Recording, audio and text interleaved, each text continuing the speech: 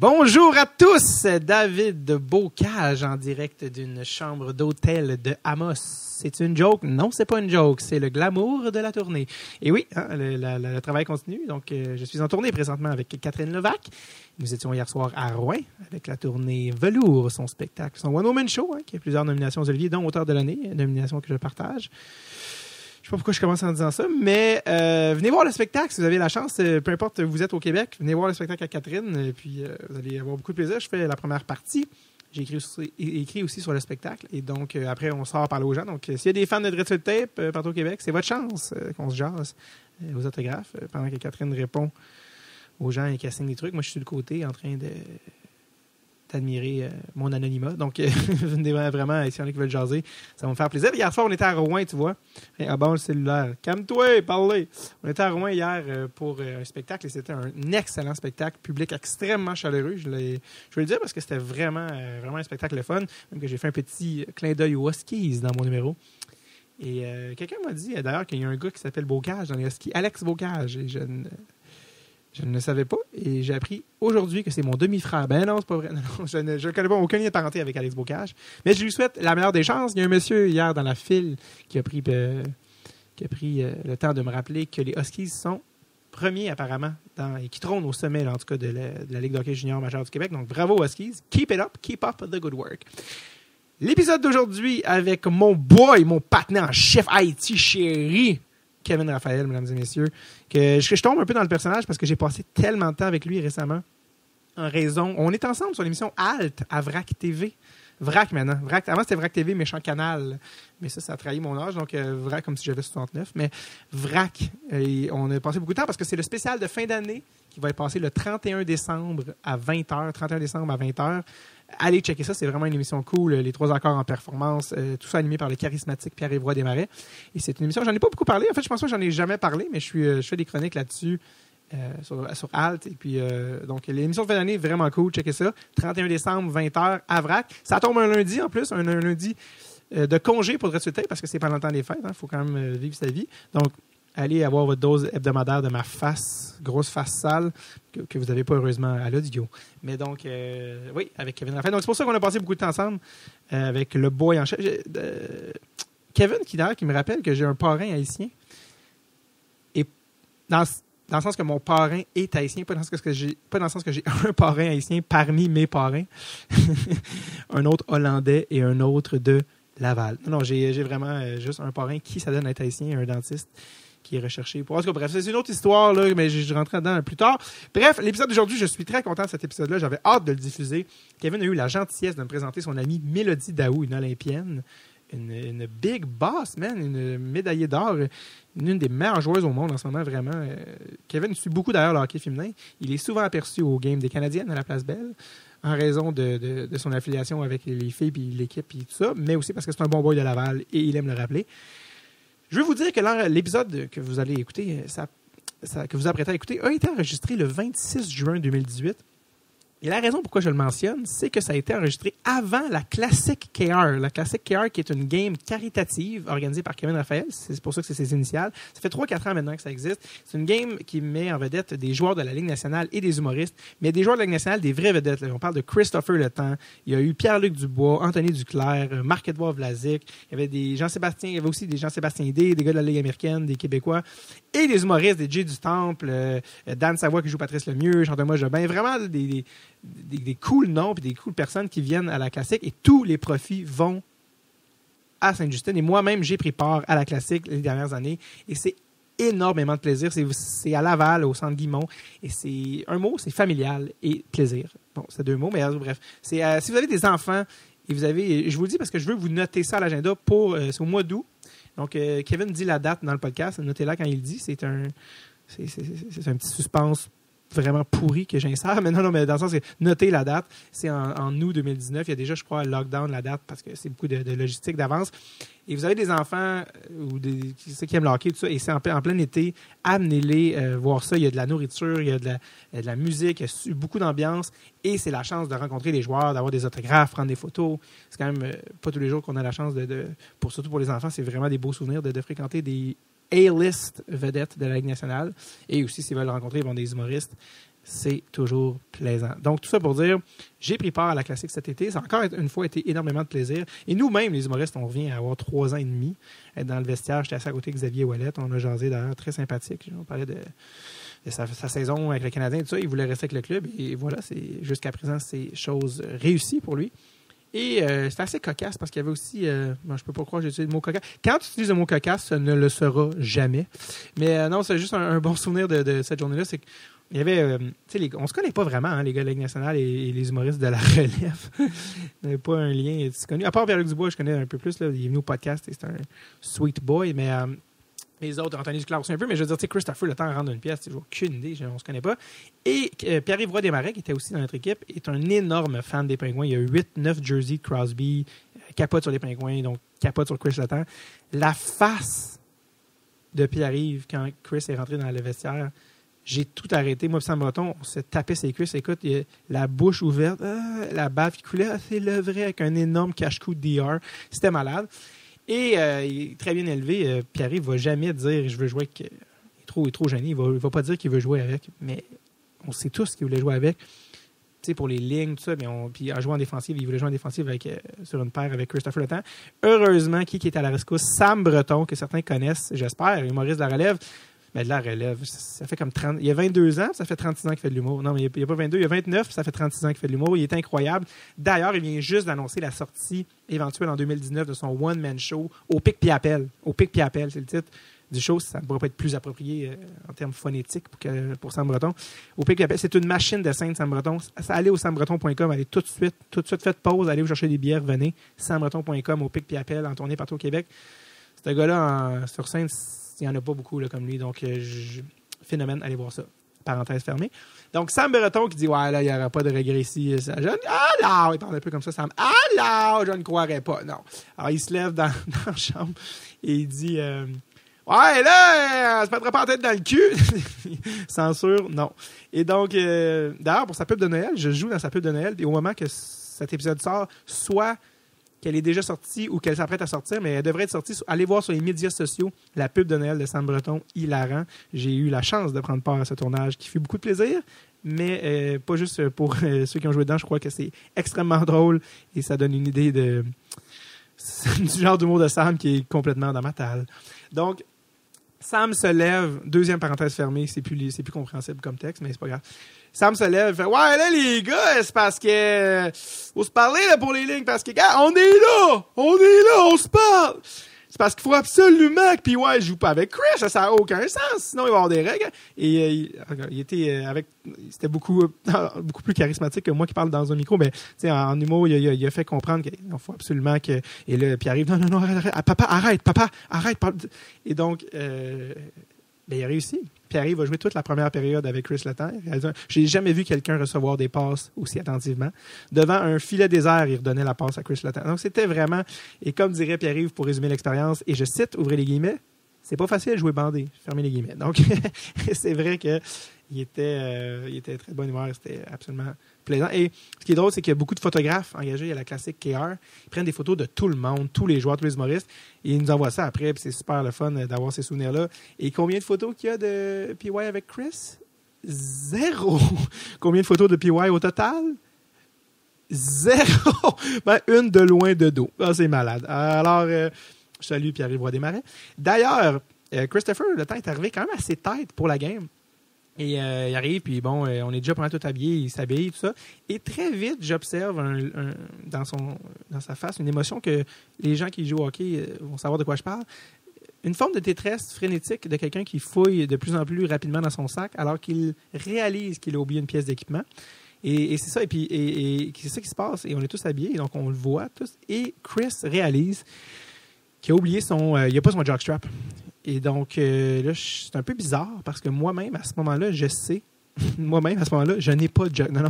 Je réalise que dans mon sac, parce que j'avais acheté ça il y a quelques semaines auparavant, dans un sac neuf, encore intact, là, pas déballé, un jockstrap parce que le mien s'apprêtait à péter. Fait que j'en ai acheté un au cas où pour que l'autre allait céder. Et là, je regarde ça, je dis, c'est weird, mais je devrais-tu y offrir? J'ai un jockstrap neuf dans mon dans mon sac, puis il est comme « Ah ouais! » Donc, je me lève, et je vais voir Christopher Le Temps, à qui je n'ai jamais parlé de ma vie, je ne connais pas du tout. Et il est comme la tête dans le sac en train de fouiller, puis je fais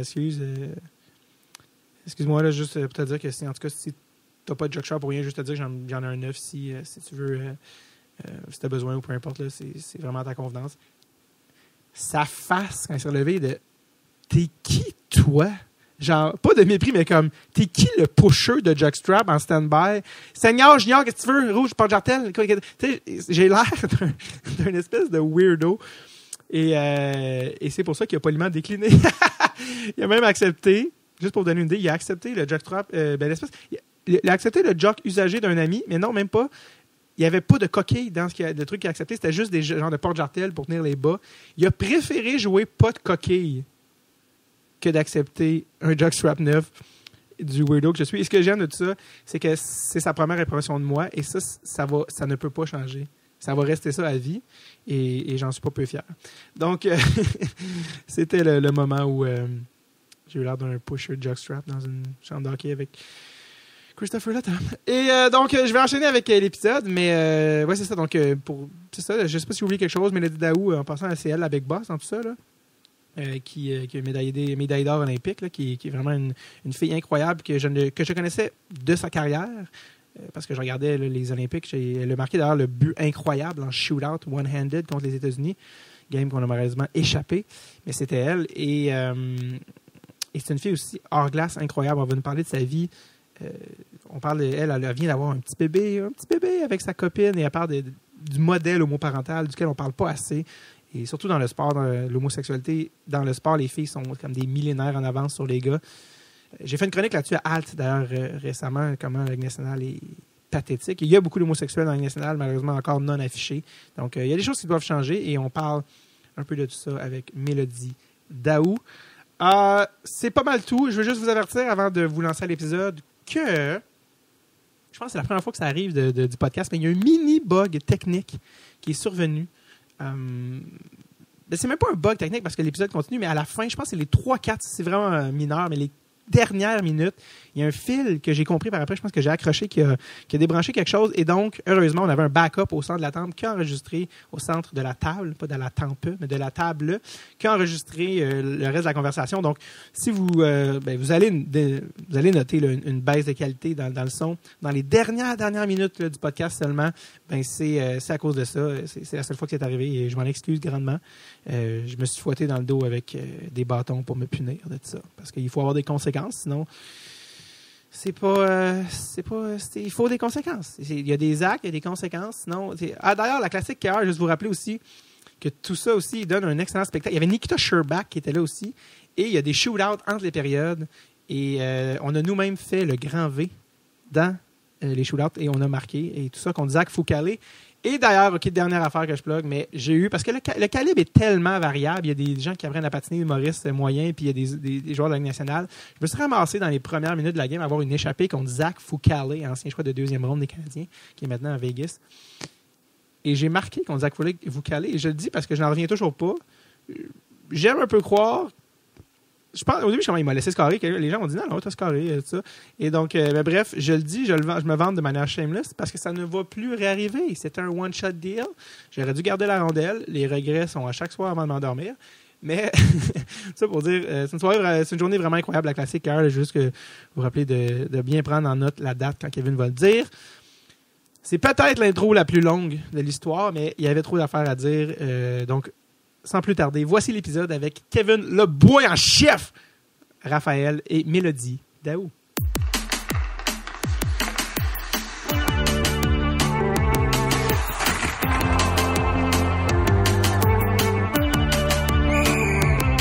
Drette sur le tape avec David Bocage. Donc, podcast d'aujourd'hui, je suis avec deux amis. Bon, c'est ça qu'ils disent. Et c'est ça que Kevin dit, non, c'est pas vrai. Hey! Mélodie... Hey! Moi, je crois à tout ce qu'on dit. Mélodie Daou, de l'équipe olympique canadienne féminine, et M. Kevin Raphaël, Yeah. le patiné en chef. Yeah! Patiné en chef! C'est la meilleure présentation. Fuck TVA Sport, puis braque, le patiné en chef, c'est correct. Mets ça dans mon CV next. Non, ton père, quand les gens vont, il va se vanter, il va dire, mon fils, c'est le patiné en chef. Mon Il dira plus ça. Mon père, il pense que c'est lui l'humoriste de la famille. Oui? Fait que, oh yeah, bro. Mon père, il pense que c'est une superstar en ce moment, là. Il pense qu'il doit tout. Ah, man, bro. Tu vas voir à la classique, là. Il va se promener, là, puis il va se promener les mains dans les airs, là. Puis il pense à une superstar, là. Il pense que, en tout cas.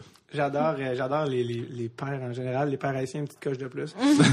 Mon père est haïtien, hein, je t'ai dit ça. C'est peut-être les... Il semble que tu me l'avais dit, ça. Best personnage que j'ai...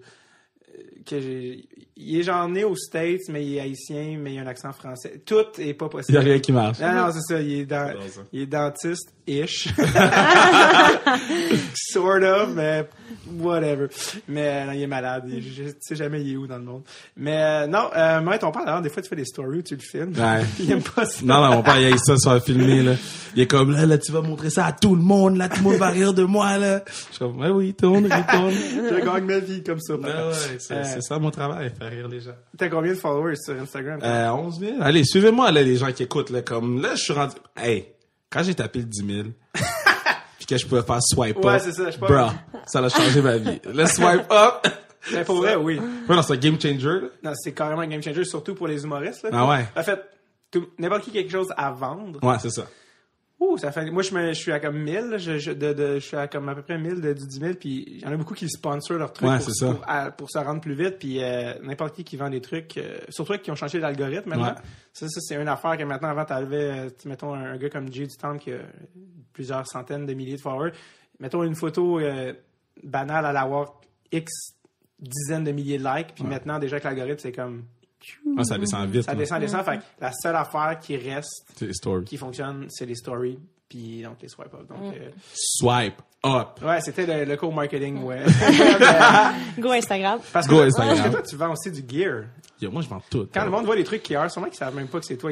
Non, ils savent, c'est moi. C'est juste qu'ils veulent pas. Ils veulent pas savoir. Non, mais tu sais, c'est parce que, dans le fond, quand j'ai commencé en humour, je savais pas si ça allait marcher. Fait qu'on s'était dit, on va vendre du gear. Puis c'est vrai, en plus, moi, j'avais pas fait encore un show, j'avais déjà du gear avec mon logo et tout. T'es le roi du branding. Ouais, j'ai pas le choix, man. Je m'en viens de J'ai faire pas le choix. compétition Voilà, avec ça vient le faire- MD15. Tu sais, elle a son logo sur son auto, là. Quand j'ai vu ça, j'étais comme, moi, je connais rien au marketing. Tu te fais coiffer. Tu te fais coiffer le marketing par Mélodie. Je sais, bro. Ironiquement, t'es arrivé ici en y donnant une casquette à son effigie. En fait, elle a fait mieux, elle t'a juste engagé. C'est un bon chum. il travaille pour moi, ça. Yeah, je travaille pour Mélodie Daou, c'est vrai. J'aime beaucoup cette petite fille-là. Ah oui, c'est ça, en fait. Tu m'as dit, hey, je connais Mélo, tu sais, on est amis. D'où vous connaissez? Yo, le Lids! Shout-out au Lids! Magasin Tu de sais, casquettes. il y a du monde qui travaille au Tim Hortons dans la vie quand ils sont plus jeunes ou qui n'ont pas de carrière encore. Lui, il travaille au Lids. Oh yeah, baby, le Lids live. Casquette entre casquette. Quand on s'entraîne, nous autres, les filles de hockey, on met des casquettes. Fait qu'il fallait absolument que j'aille m'acheter une casquette. Puis là, j'ai rencontré ce joli bonhomme. C'est merveilleux, Il commençait à me conter sa vie. Viens à mon show. Là, j'étais allée voir son show. Puis à partir de là, je tombe en amour. Avec le vendeur derrière. Arrête de plugger tes trucs, vends la casquette! Hey, je pluguais mes propres casquettes. Je vendais mes casquettes au magasin puis je faisais l'argent. Yo, c'est fou cette affaire-là.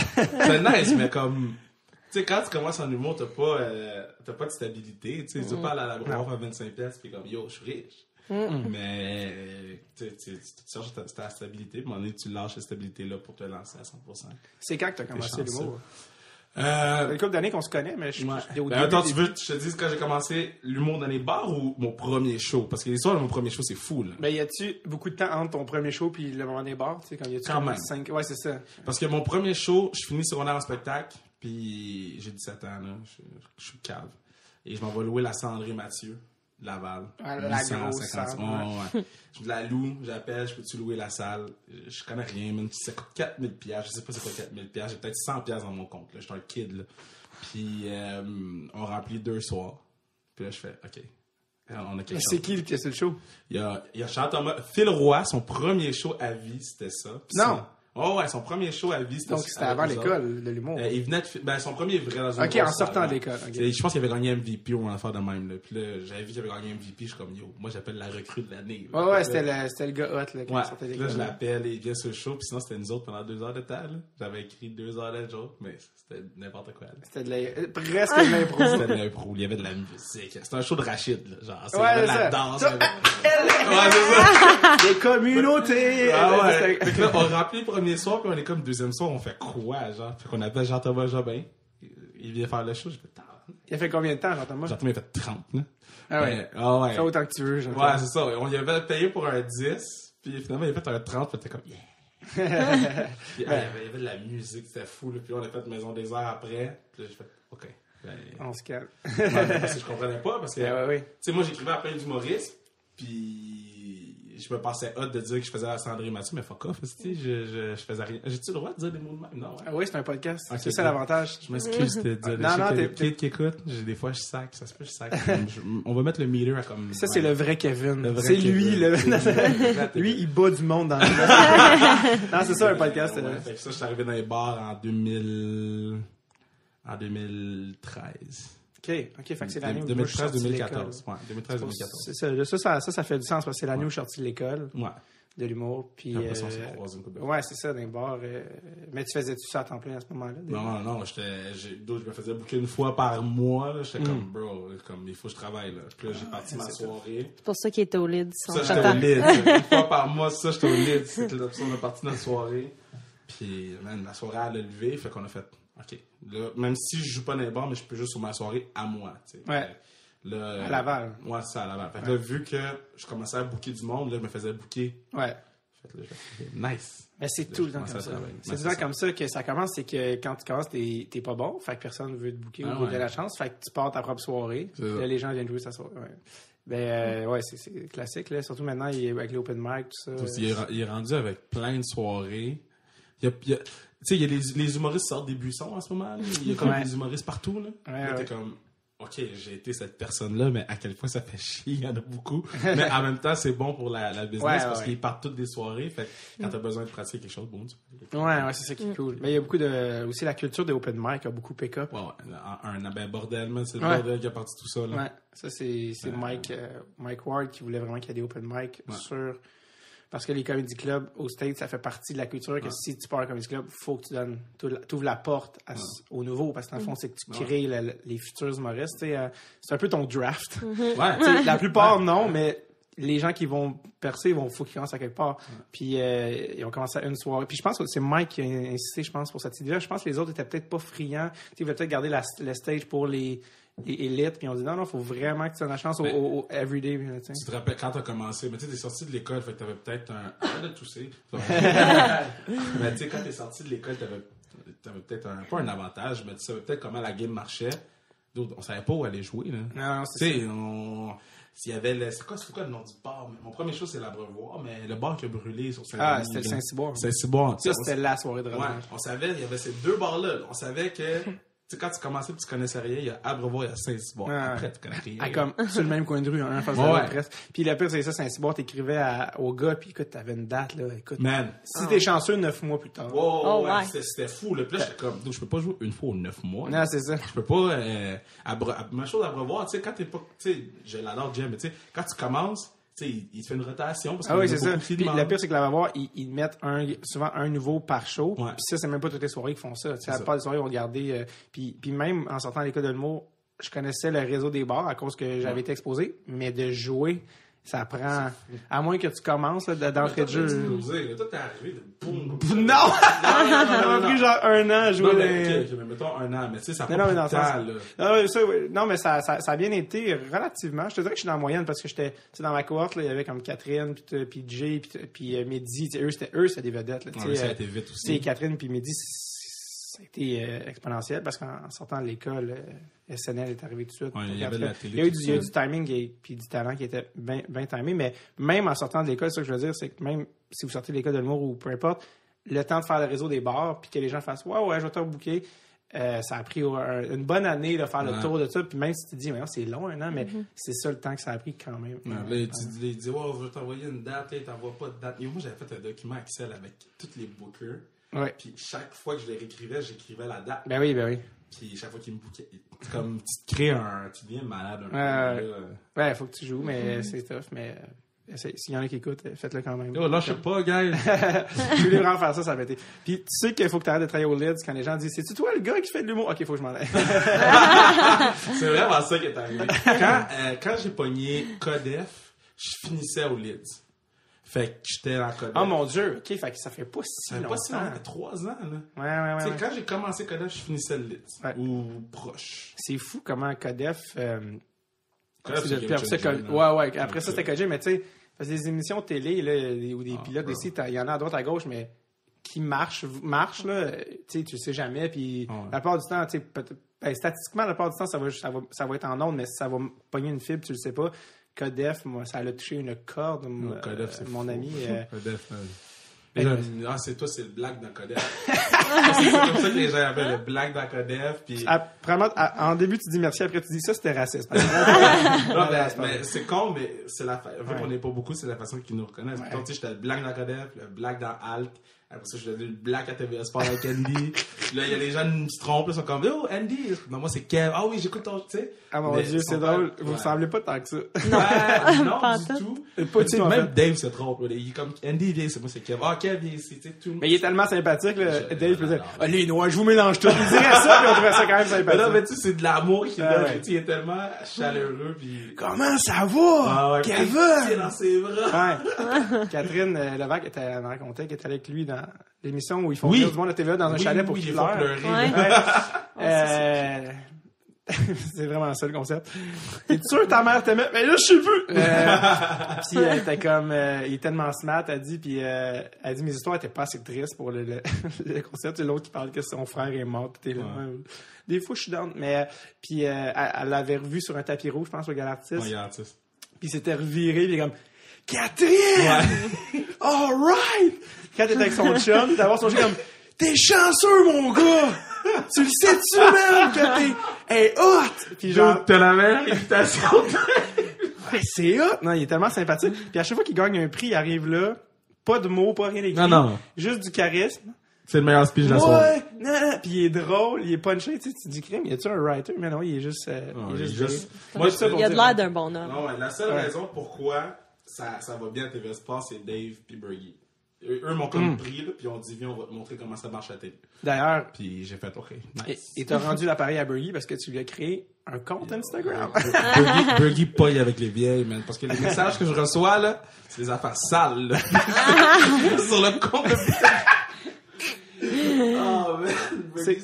C'est quoi que t'as reçu? Ah, bon, les madames, là, on t'aime, Monsieur Bergie. Ah, te rappelles-tu, il y a 20 ans? Là, je suis comme, oh, hell, non, mais c'est pas Bergie qui regarde, là. Mais il y a vraiment des gens qui pensent que c'est Bergie. Ouais. Te rappelles-tu, il y a 20 ans, à Hartford? Ou des gens qui sont comme, hey, on s'est croisés à Trois-Rivières en telle année. Puis là, je suis comme, je vais pas répondre, là. C'est drôle parce que Bergie était venu, je travaillais dans un restaurant à Gaspésie il y a peut-être 10 ans de ça. Tout le monde se rappelle de l'histoire de Bergie. Ouais, puis en fait, j'avais même pas reconnu, je sais pas, puis en plus, tu sais, je connais vraiment, il était comme rentré vraiment low, peut-être, ouais, puis avec sa femme, puis un couple d'amis. Tu sais que sa femme s'appelle Michel. Oui, je sais, ça m'a toujours fait rire. Ça, c'est cute. Puis que j'ai déjà entendu raconter l'histoire où quand il l'a abordé, c'est qu'il était en auto. Ok, tu l'as entendu. Puis j'ai raconté comme, hey! On va en date! Puis était comme, OK. Puis ça s'appelle Michel. Dans mon show, il l'a raconté, puis on l'a enlevé, là, parce qu'il dit, les vues, il est fait popo, t'es rentré dans le char. On l'a enlevé, j'ai dit, oh, là, c'est cette année, on peut pas mettre ça. C'est fou, qu'est-ce qui était, genre, la meilleure anecdote en 79, en 2018. C'est ça. Ce qui était un curieux. Mais ouais. Fais attention à ce que tu dis. Ouais, c'est ça. Qu'est-ce que tu fais, ce que tu dis, ouais, c'est ça. Comment tu respires. Ouais, non. Puis il était venu au resto, puis je me souviens, j'étais comme, hey, c'est Michel Bergeron. Puis j'étais tellement un mauvais waiter de 17 ans, whatever. Je pense que j'avais du vin, j'avais fait comme, oh shit, puis j'avais comme, juste en enlevant la bouteille, je pense que j'avais échappé du vin sur son doigt. Wow! Écoute, je sais pas s'il était down ou quoi, il bougeait même pas, il s'était juste essuyé le doigt sur la nappe, genre comme un peu genre bon, je vais laisser ça passer. Puis aujourd'hui, j'aimerais ça avoir dire, hey, je suis désolé, j'étais juste drôle, mauvais. man, Mais anyway, c'est rendu maintenant ton ami, Michel. Anyway, allez suivre Monsieur c'est ça le nom du compte? Monsieur Burgie sur Instagram. Ouais. C'est mon troisième grand-papa, c'est mon king. Ouais. Swipe up. Ça reste pas vrai, en 2009. Il est plus dans mon clan, lui. Arrête, t'as un char avec ton logo dessus, ok? Je lâcherai pas avec T'as ça. un site internet, Mélodie. Oui. Ça. MélodieDaou.com? Oui. Ah, regarde, déjà, c'est plus. Il est malade, ton site, en plus. Oui, c'est Signature Web. Une de mes anciennes coachs de McGill, son mari fait ça de vie. Il crée des websites pour des compagnies, tout ça. Puis quand ils me l'ont proposé, j'étais là, ça serait malade, tu sais, pour mon camp d'hockey, pour ma visualité. C'est juste vraiment un bon accès que les gens peuvent aller voir. Absolument. Ben là, justement, on est rentré, on a plongé dans la piscine avec Kevin, mais c'est à toi que je voulais parler. Non, c'est pas vrai. mais en fait, tu as parlé de plein d'affaires, mais surtout commencer avec le début, parce qu'avant de parler de hockey, il t'est arrivé quelque chose d'un peu plus important dans ta vie récemment, l'arrivée d'un nouvel être humain dans ta vie. Qui est-ce? Mon petit gars. Ah oui? Ma fiancée, elle vient d'accoucher le 28 mai. Fait que un petit Mathéo, petit, pas si petit, il pesait 9 et 10 à la naissance. Fait que, ça, c'est un gros défenseur droitier. C'est ça. Un petit gros pour l'instant, mais non, on est en amour. Puis on est tellement contente de l'avoir. Incroyable. Mais ça, c'est tout ça dans une année olympique. En plus, c'est comme une année chargée. On était dans le travail des inséminations au début de la centralisation quand moi j'étais à Calgary. Ouais. Puis le 5 septembre, elle s'est fait inséminer puis ça a pogné comme ça de la deuxième shot. Fait que c'est à partir de là, moi j'étais à Calgary, elle était ici à Montréal. Puis elle a vécu son début de grossesse toute seule avec un accord en commun. Puis quand je suis revenue des Jeux, il restait juste 2 mois. Puis, T'es arrivé là. Je suis tellement curieux. C'est qui, comment vous avez décidé qui porte le bébé? Assez simple. Je jouais au hockey, fait que je pouvais pas le porter tout de suite. Fait qu'on s'est dit, si t'en veux un tout de suite, moi, je suis prête à embarquer, mais c'est toi, il va falloir qu'il l'aide. Puis elle, ça lui faisait plus que plaisir. Okay. Puis elle était tellement belle avec sa grosse bedaine. J'ai vu des photos. Ça. Mais, c'est ça. Fait qu'elle a porté le premier, puis les plans futurs, c'est que moi, je vais porter le deuxième. OK, c'est ça, c'est déjà prévu. Mais pas tout de suite, par exemple, parce que je continue à jouer. Je vise les prochains Jeux olympiques encore pour mes 3e. Fait que, non, ça va aller après ça. OK, parce que je sais que c'est ça qu'il y a aussi Ariane Moffat et sa copine ont fait. Ils sont échangés. Il y en a qui veulent vraiment pas, mais ils sont échangés. Puis je pense en plus, c'est Ariane. En tout cas, un des deux, c'était des jumeaux. Fait que finalement, t'en veux un, mais tu en as 2 plus 3. En tout cas, bref. Mais parce que je sais que par insémination, il y a plus de chances. En plein ça. Moi, nous, on veut... moi, surtout, je voulais 2 enfants. Pas plus, pas moins. Fait que quand Audrey, elle m'a dit qu'elle en avait juste un dans le bédon, j'étais vraiment contente. Parce que si elle en avait eu 2, ça aurait sûrement changer un peu la donne. Tu sais, t'en veux 2, elle en a déjà 2, je tombe enceinte après, j'en ai un 2 moi aussi. Tu tombes à 4. Mettons que ça serait une grosse famille, mais non, je suis bien contente que le petit Mathéo il soit pointé le nez toute seule. Mais tu l'as reçu avant. En plus, c'est-tu quelque chose qui était important pour toi, de toi aussi porter un enfant? C'est quelque chose que toi tu voulais aussi? Moi, je pense de pouvoir être capable de porter un être humain en toi, c'est quand même quelque chose assez exceptionnel de la nature, puis de voir justement ton corps se déformer d'une façon que poétique. Des poutines, ça fait pas ça, mettons. Mais c'est quand même incroyable. Est-ce que quand tu choisis, est-ce que tu peux choisir le sexe de l'enfant ou non? Je pense que dans les inséminations poussées, tu pourrais, mais ça, tu parles de beaucoup d'argent. Ouais, ça, c'était non, nous autres, on choisit juste un donneur. Faut que tu choisisses identité ouverte ou fermée, ce qui veut dire si à 18 ans, ton enfant peut contacter le donneur. Nous, on a choisi ouvert. Puis en faisant ça, tu as l'accès à la photo du donneur, puis toutes ses caractéristiques couleur des yeux, couleur des cheveux, Wow. tout ça, mais aussi de toute sa famille, côté médical. OK. Fait que tu peux savoir s'il y a eu de la maladie dans sa famille jusqu'à sa grand-mère, son grand-père, tout ça. Fait que c'est vraiment bien fait à ça. Ça prend combien de temps, ce processus-là, maintenant? Ça nous a pris peut-être 1 an, mais on y est allé vraiment tranquillement. Mais je pense en dedans de 4 mois, tu peux avoir fait toutes les démarches possibles. Puis après ça, c'est insémination. Tu as choisi, tu as fait des recherches, vous avez choisi le Leonardo DiCaprio des dernières. En plein ça. On a choisi le plus beau des plus beaux. Non, mais dans le fond, on voulait des caractéristiques qui nous ressemblaient un petit peu. Fait que, mettons, la couleur de mes cheveux, la couleur de ses yeux, la forme du visage de elle, avec un petit côté sportif de moi. Fait que, non, on a tombé en plein sur le mille, puis on l'a choisi. Mais vous rencontrez jamais l'homme en question? Non, Pas à vraiment. moins que, tu sais, qu'est-ce que j'aime de l'identité ouverte que j'ai appris au cours des démarches, c'est que tu peux avoir accès à ce gars-là un coup que, admettons, ton enfant il tombe malade, tu peux avoir accès à son sang, peu importe, tu peux le contacter. Fait que ça, c'est vraiment, c'est important. Ouais. Ça aurait été malade avant de choisir que tu étais son numéro et tu appelles du monde, genre, il est-tu fin? Ça va Je sais, j'ai toutes ces informations locales, il est-tu fin? Parfait. Là, tu fais ta c'est décision. fou, ça! C'est vraiment, parce que c'est un processus, moi, qui me fascine vraiment. C'est fou, au début, on était comme, on dirait qu'on était en train de magasiner dans le catalogue chez Sears. Quand t'étais jeune, t'encerclais quel cadeau tu voulais pour Noël, mais c'est un peu la même affaire. C'est un site internet puis tu scrolls les gars un après l'autre. C'est un peu un genre de Tinder, mais pour choisir ton donneur. Mais avec des conséquences beaucoup plus importantes. En fait ça. Mais, c'est la différence entre ça et Tinder, c'est vous, votre grossesse, c'est volontaire. Ouais, en effet. wow. En effet. Là, c'est différent. Wow.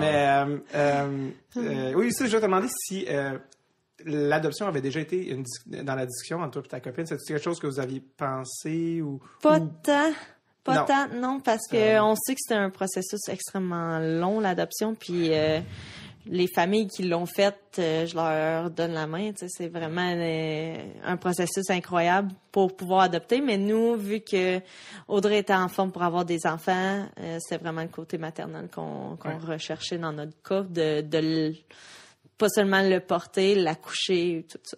Parce que, si je me trompe pas, aussi adopter... Quand c'est des parents, homosexuels, c'est beaucoup plus difficile. Là. C'est moi ou je me trompe là, par rapport à ça? Ben, à l'international, je ne pas dire que c'est impossible, mais c'est devenu vraiment compliqué. Pour être honnête, j'ai jamais regardé, fait que je pourrais pas vous induire en erreur, mais vas-y. Ouais, parce que je demandais à une amie récemment qui était avec sa copine depuis longtemps. Je disais, voulez-vous des enfants de ça? Puis elle était comme c'est pas simple, genre dans le sens qu'elle dit, elle me dit, je trouve ça vraiment intéressant, elle dit, moi j'assume ma sexualité à 120%, mais elle dit, il y a juste une affaire que je trouve un petit peu gossante, c'est que ça peut pas être un accident heureux. Ça peut pas être comme, hey, je suis enceinte, cool, bon, ben, on le garde, c'est, merci. En même temps, c'est comment que tu le vis aussi. Oui, c'est ça. Nous, justement, on s'assume, puis on le sait que c'est la réalité des choses, tu peux pas créer un enfant avec 2 filles. Mais le côté de l'insémination, puis après ça, savoir que t'as un être humain en dedans de toi, puis que ça va former une famille, ça revient à un couple vraiment normal rendu là, mais c'est sûr que la procédure est vraiment différente. Mais une chose qui m'avait plus fâchée dans le processus, c'est vraiment le côté, faut que tu rencontres un psychologue. Ah oui, c'est ça. Eux, ils disent si t'es apte à être parent ou pas, mais tu sais... Le Québec est rendu là, c'est un petit peu dommage parce que parents goffés qui sont fucked up mais qui ont des kids. C'est ça. Si t'es prête à payer des milliers de dollars pour avoir un enfant, habituellement tu le veux. C'est ça. Oh, c'est ça, tous ces détails-là. Je suis tellement content que t'en parles, Mélo. Ouais, c'est ça, parce que c'est quand même des détails de... C'est ça, là, tu me dis, mon ami m'avait parlé de ça, de te faire juger. T'es-tu apte à avoir un enfant, toi? C'est quand même assez spécial. Oui, en effet. Ils n'ont pas écouté 16 ans et puis enceinte. C'est ça. Plus, là. Ils l'ont pas passé le test. Le test qu'ils ont passé, c'est le test de grossesse. D'ailleurs, je voyais il y a un truc, ça s'appelle The Moth, M-O-T-H. Puis c'est un truc qui compte c'est un truc où des gens pas des gens de scène ou des médias vont conter des histoires qui souvent touchent à des thématiques de la vie. Et ils mettent les vidéos maintenant sur Internet. Puis ça, il y en a partout. C'est beaucoup aux États-Unis, mais ça se promène de masse. Puis c'est des gens qui viennent conter une histoire de leur vie. Puis ça, c'est assez compelling d'habitude, ça. Puis il y en a une que j'ai écoutée l'autre jour. Tu sais, quand tu écoutes un dernier vidéo en te coucher, finalement, c'était la vidéo de trop. Mais non, la vidéo que finalement... Parce que je dis ça parce que je me suis ramassé à pleurer en me couchant, mais c'était une madame qui disait qu'elle devait être dans la quarantaine à partir de ce temps-là, puis qu'elle avait eu un enfant avec sa blonde. Et c'est l'autre qui avait porté l'enfant. OK. Puis finalement, des années plus tard, ils se sont séparés. Puis là, la garde partagée de l'enfant. Puis un moment donné, l'enfant, il était chez elle. Puis il dit, mon autre mère, là, quand je suis pas chez elle, elle s'ennuie vraiment. T'sais. Puis elle dit, ben moi aussi, t'sais, quand t'es pas ici, je m'ennuie vraiment. Elle dit, ouais, mais elle arrête pas de me dire qu'elle s'ennuie vraiment, genre. Puis là, il dit, ouais, ben tu sais, moi aussi. Puis elle dit, mais elle, tu sais, comme elle m'a dit, elle, c'est ma vraie maman. Puis là, l'autre, elle a fait. Puis là, elle dit, tu sais, évidemment, mon cœur, c'est effondré. Puis elle dit, après l'avoir ramassé, elle demandait à son fils, tu sais, toi, qu'est-ce que tu penses de ça, tu sais?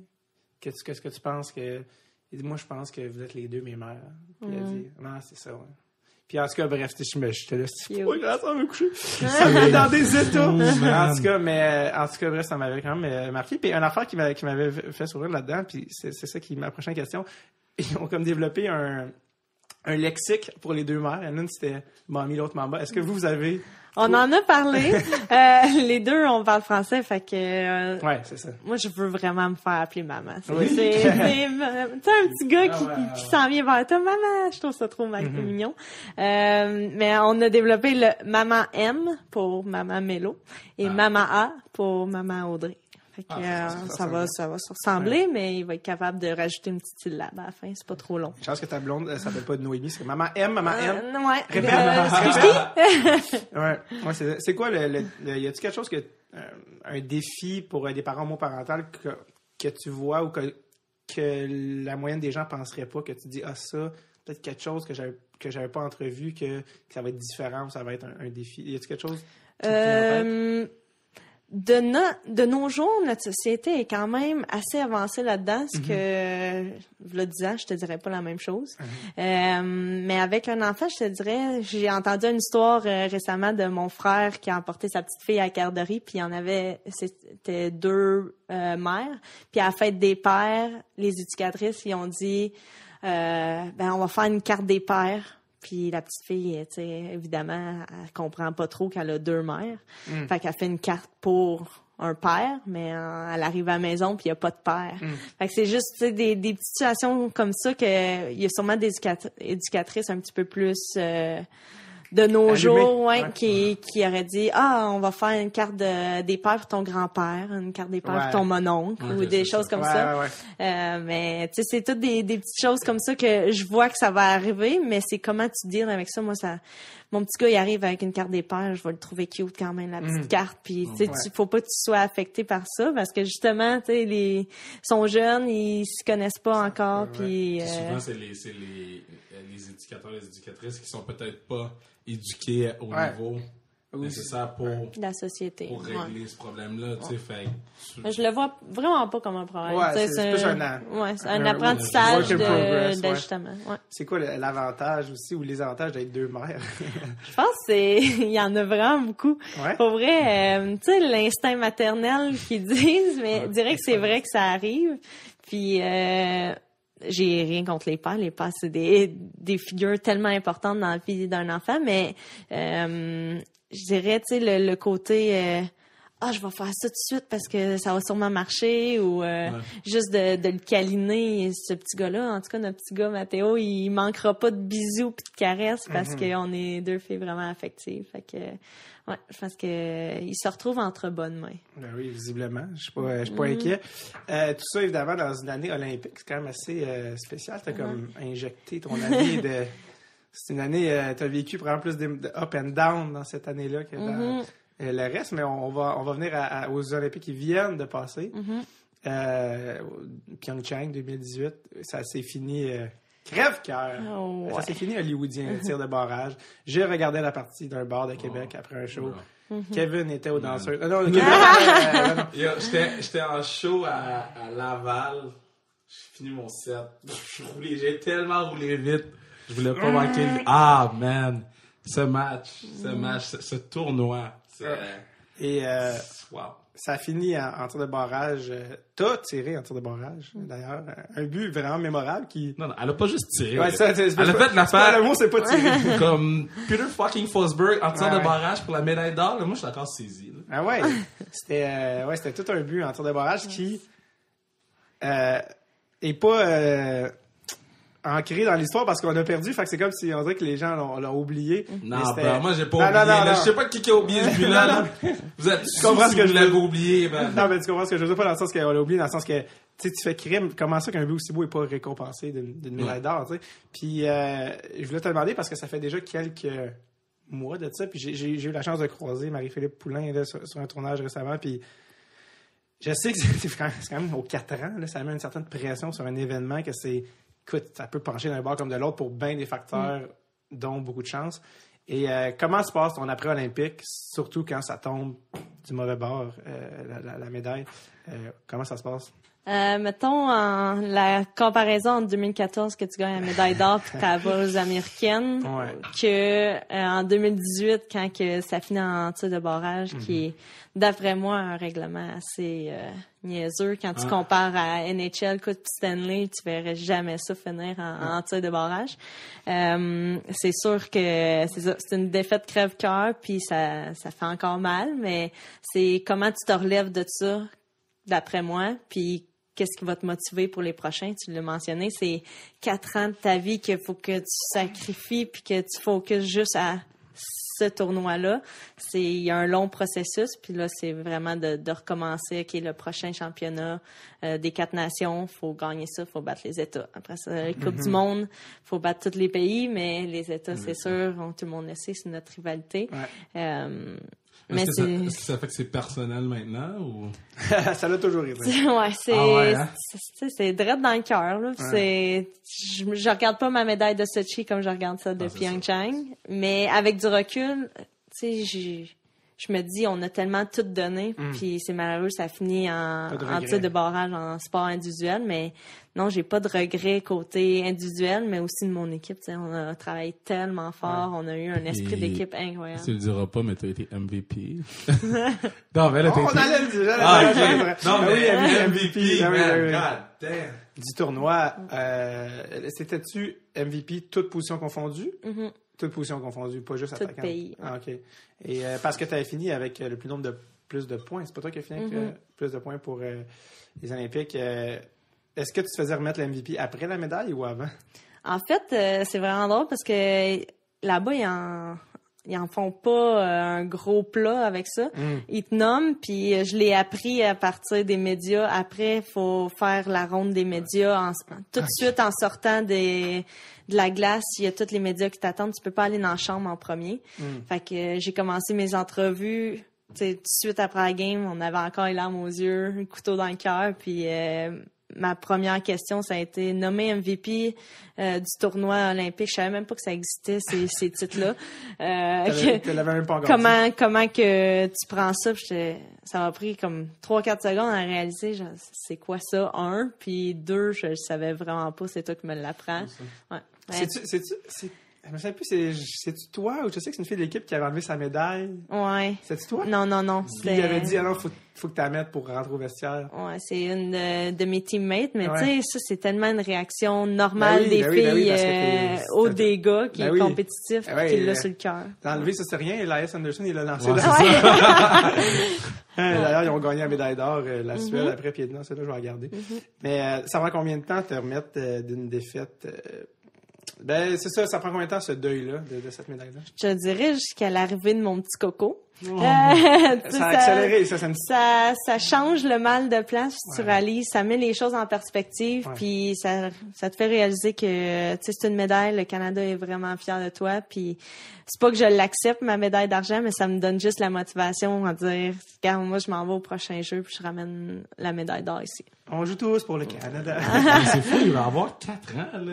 Il va être conscient que tu joues à la télé, tu sais, ou whatever, s'il est là ou pas, mais Sûr est-ce qu'il va que être ça là. te... Ouais, Est-ce que c'est-tu motivant parce que tu sais qu'il va te regarder? Ben, c'est sûr, tu veux être je pense comme tout parent, tu veux être un modèle pour tes enfants. Puis ça, de pouvoir montrer à mon petit gars que tu peux non seulement faire un sport, mais tu peux le faire à un niveau international. C'est quelque chose que je veux ancrer dans sa vie parce que je pense que le sport, peu importe le niveau, peu importe quelle catégorie, quel sport, je pense que c'est tellement important dans la vie d'un jeune pour toutes les valeurs que le sport peut enseigner. Oui. J'ai aussi appris que à votre retour, vous avez aussi à votre disposition des psychologues sportifs pour. C'est vrai ça. C'est vrai. Oui. Est-ce que c'est quelque chose qui est utile? Est-ce que c'est quelque chose que tu sentais qui valait la peine? Ou... Pour moi, j'ai pas eu besoin de l'utiliser.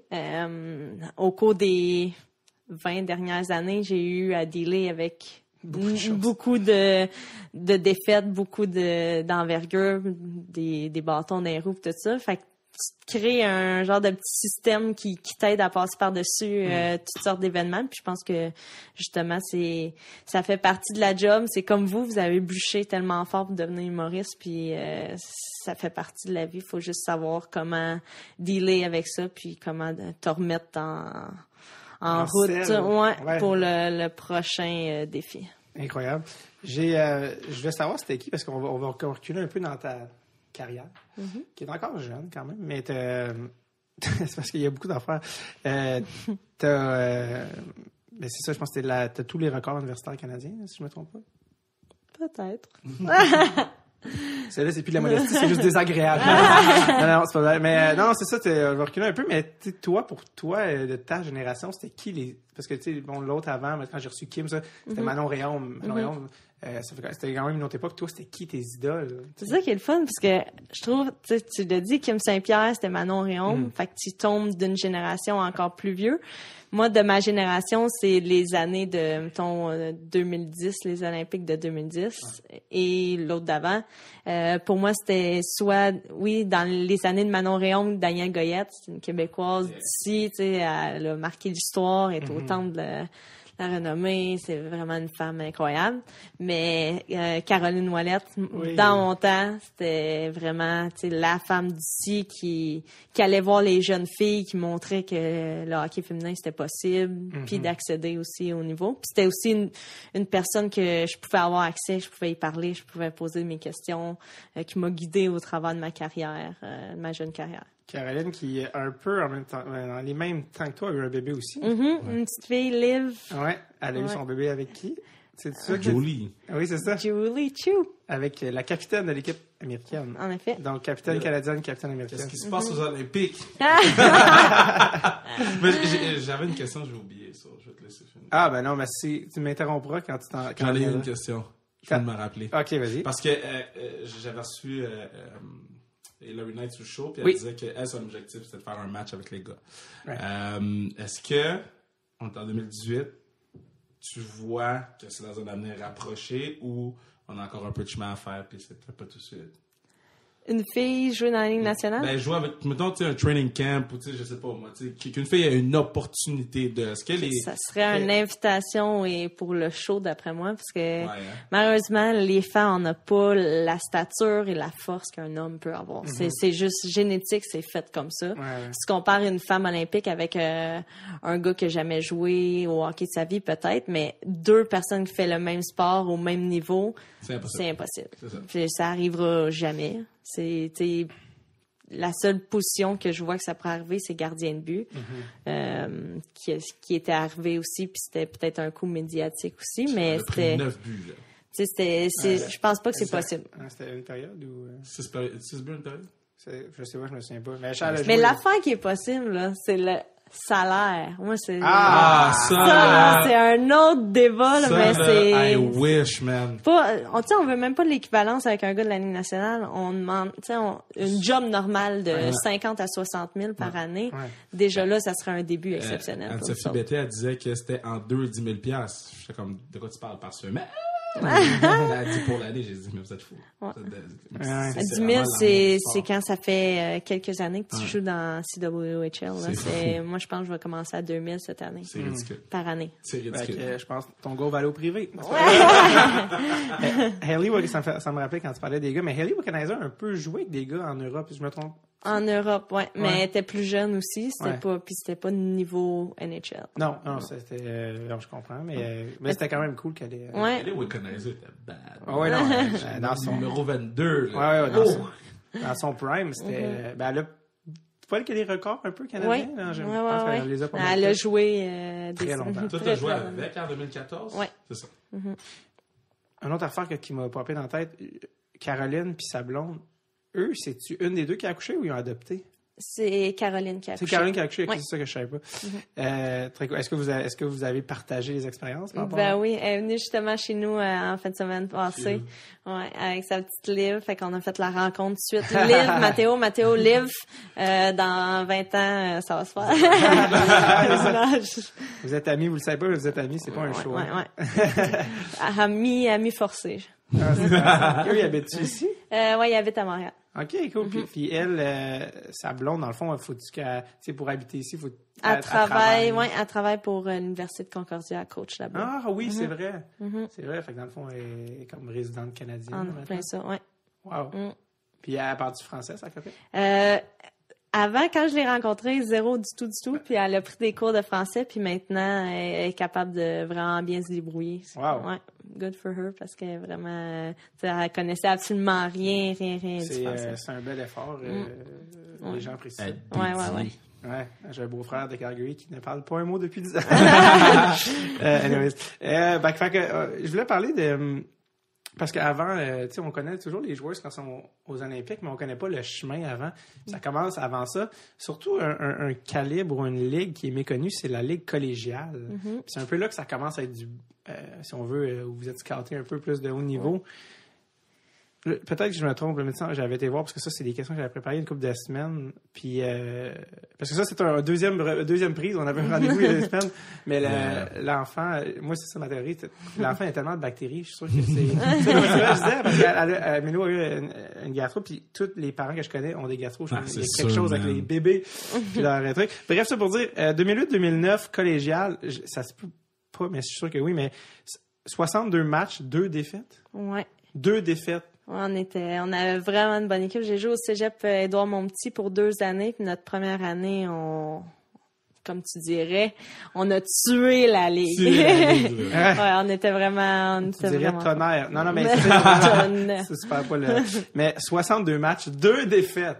C'est meilleur que l'équipe de Canadiens qui avait perdu 8 fois. Ouais, c'est ça. Ça, c'est les 2 games. Vous avez dit, on joue-tu de l'autre bord pour le fun? Droitier, gaucher. C'était une domination complète. Ça n'a même pas de sens. Non, on avait vraiment une bonne équipe, des filles on s'entraînait vraiment, vraiment fort. Puis ça a juste arrivé que notre chimie d'équipe était incroyable. C'est des joueuses qu'on connaît qui jouent avec toi dans Oui. Katia Clément-Indra, elle joue présentement dans les Canadiennes.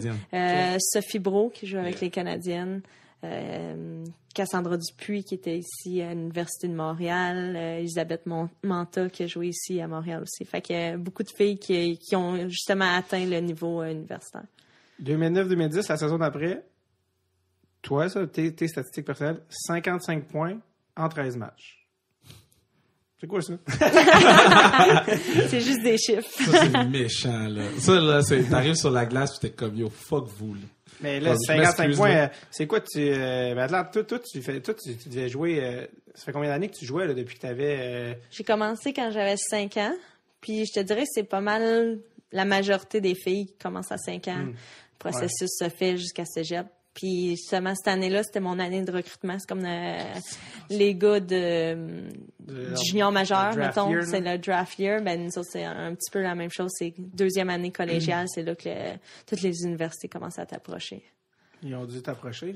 Parce que 55 points. 55 mois, 13 matchs. Toi, tu faisais-tu des camps 3A l'été avec... J'avais peut-être 3-4 équipes. Je faisais peut-être deux tournois la même fin de semaine. Fait que mes parents, mettons, il y avait presque la pancarte taxi sur le truck. Ouais, je comprends. Tu fais-tu partie de la génération où, contrairement justement à Kim, là, peut-être, et les autres générations avant, où tu as quand même évolué en jouant avec des équipes féminines et non pas des gars? Non. Tu as quand même joué avec des gars? Ouais, moi j'ai joué jusqu'à Midget Espoir avec des gars. Oh, quand même. Puis après ça, j'ai switché Midget 2A à ce temps-là avec les filles. Puis après ça, collégial avec les filles. Y a-tu des gars qu'on connaît avec qui tu as joué? Ouais. Dans mon temps, non. Il était tout poche parce qu'il n'y avait pas 55 points en 13 matchs. Tu dérangeais. Vrai. Est-ce que les gars étaient jaloux? Non. Ouais. Toute mon enfance, je te dirais que c'était la mentalité, les gars, tous les parents, mes gars ils vont aller en Ligue nationale, puis les filles, il n'y avait rien dans ce temps-là pour eux, à part les Jeux olympiques qui étaient pas vraiment connus pour les filles. Mais c'est sûr que c'était... Il y avait de la jalousie, il y avait des bons gars comme n'importe quelle équipe. Mais ce que les gens comprennent pas, c'est que c'est du gros calibre, là. Tu sais, moi, j'ai découvert les Canadiennes cette année, là. Puis, je suis venu te voir une fois quand tu jouais à McGill, t'étais juste trop forte, là. Mais c'est du bon calibre, c'est le fun, tu sais, ils disaient c'est comme du midget 3, mais non, t'es fou, c'est meilleur que ça.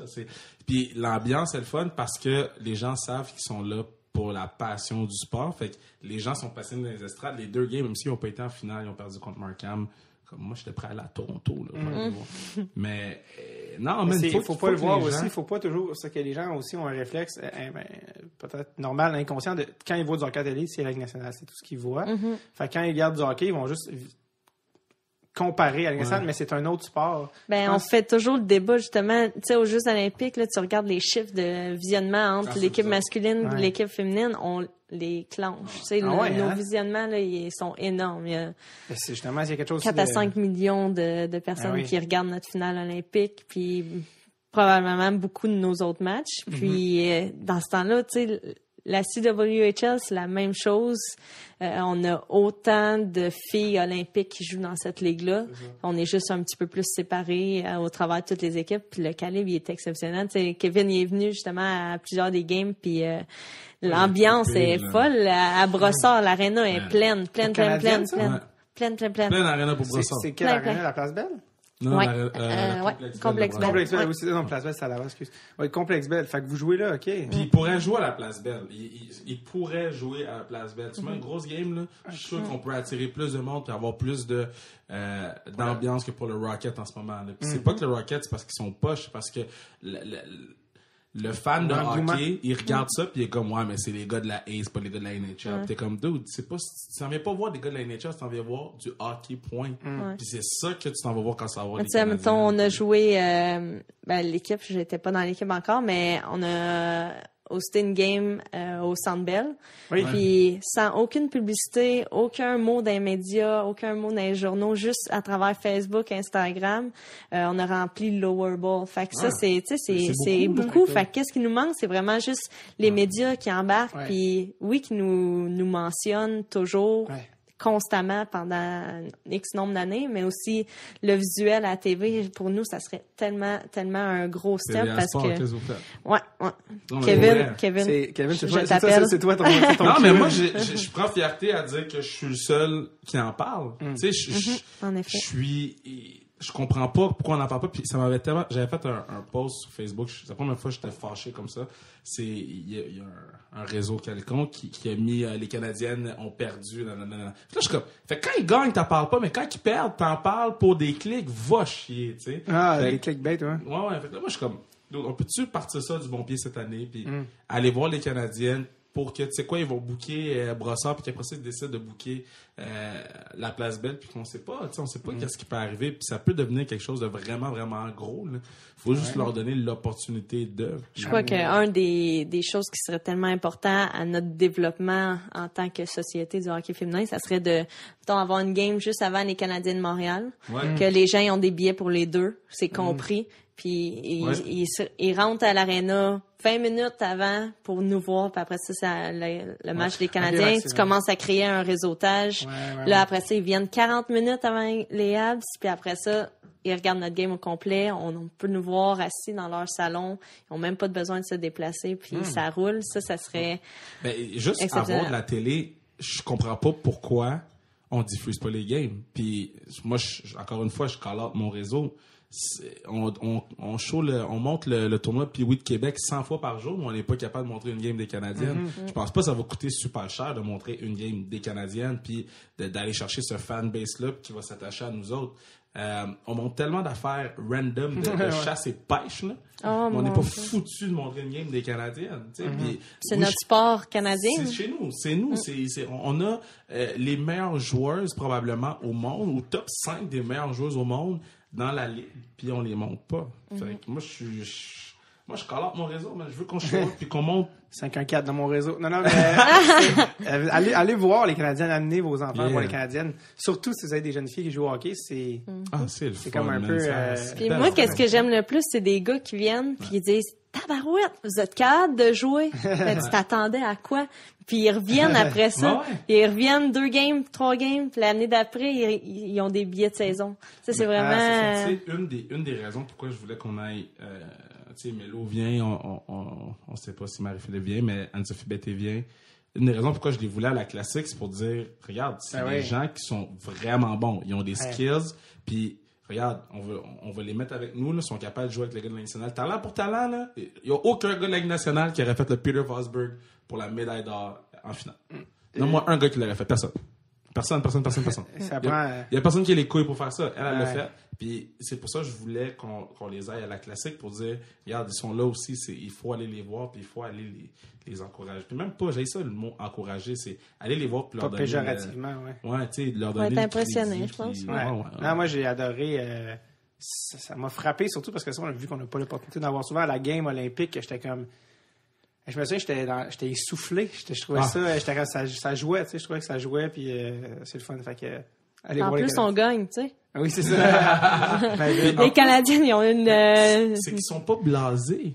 C'est que tu les regardes, là, puis l'émotion est là. Tu regardes, tu sais, il y a les gars qui ont gagné la coupe, là. T'es comme, bro, t'as gagné la coupe, là. Comme, genre, fais un backflip, là. Ou tu sais qui passe en deuxième ronde ou whatever, c'est juste comme business as usual, tu sais. Puis tu regardes eux autres, t'es comme ok, il y a l'émotion, t'as le temps d'embarquer dans le mouvement, puis c'est l'affaire de Ultimate Underdog tout le temps, tu tant qu'à ça, let's go là.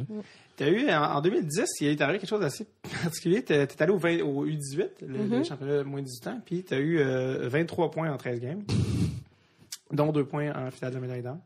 Je le dis parce que tu le diras pas, puis on va juste sauver ça.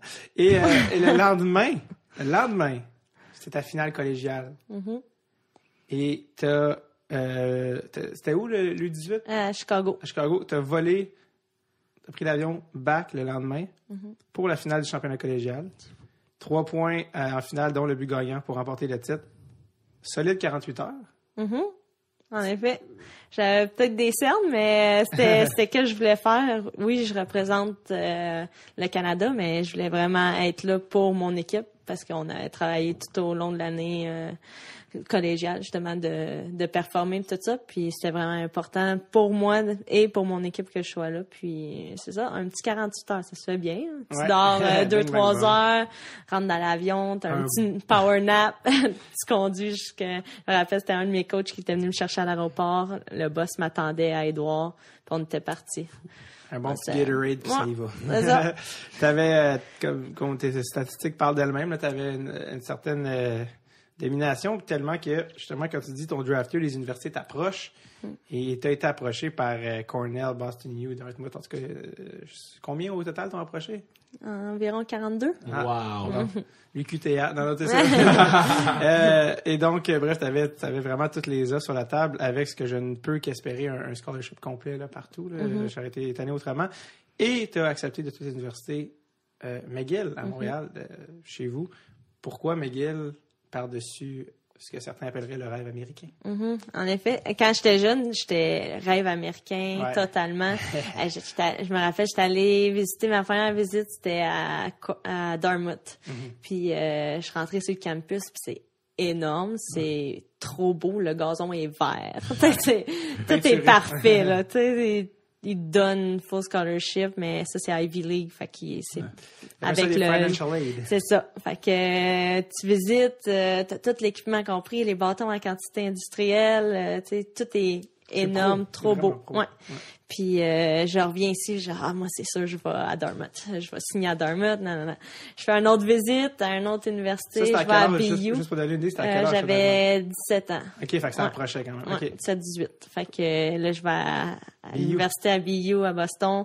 Direct dans la ville, le feeling étudiant est incroyable. Puis je suis revenue ici, je disais, je m'en vais à BU. Je m'en vais à BU, je signe tout de suite. Mes parents étaient là, calme-toi, là, va continuer à visiter, puis tu vas voir, tu vas trouver où c'est que tu veux aller. Puis McGill, justement, ils m'ont approché, une des dernières universités. Puis j'étais allée visiter le campus, je trouvais ça vraiment beau, l'équipe, je m'entendais super bien avec tout le monde. Puis quand je visitais aux États, ils me disaient c'est quoi ton rêve? Puis à ce moment-là, je venais de commencer à être U18 Team Canada. Puis j'étais j'aimerais vraiment ça aller aux Jeux olympiques un jour. Fait qu'ils me disaient OK, mais pour aller aux Jeux olympiques, il faut que tu viennes jouer chez nous aux États parce que c'est la meilleure ligue.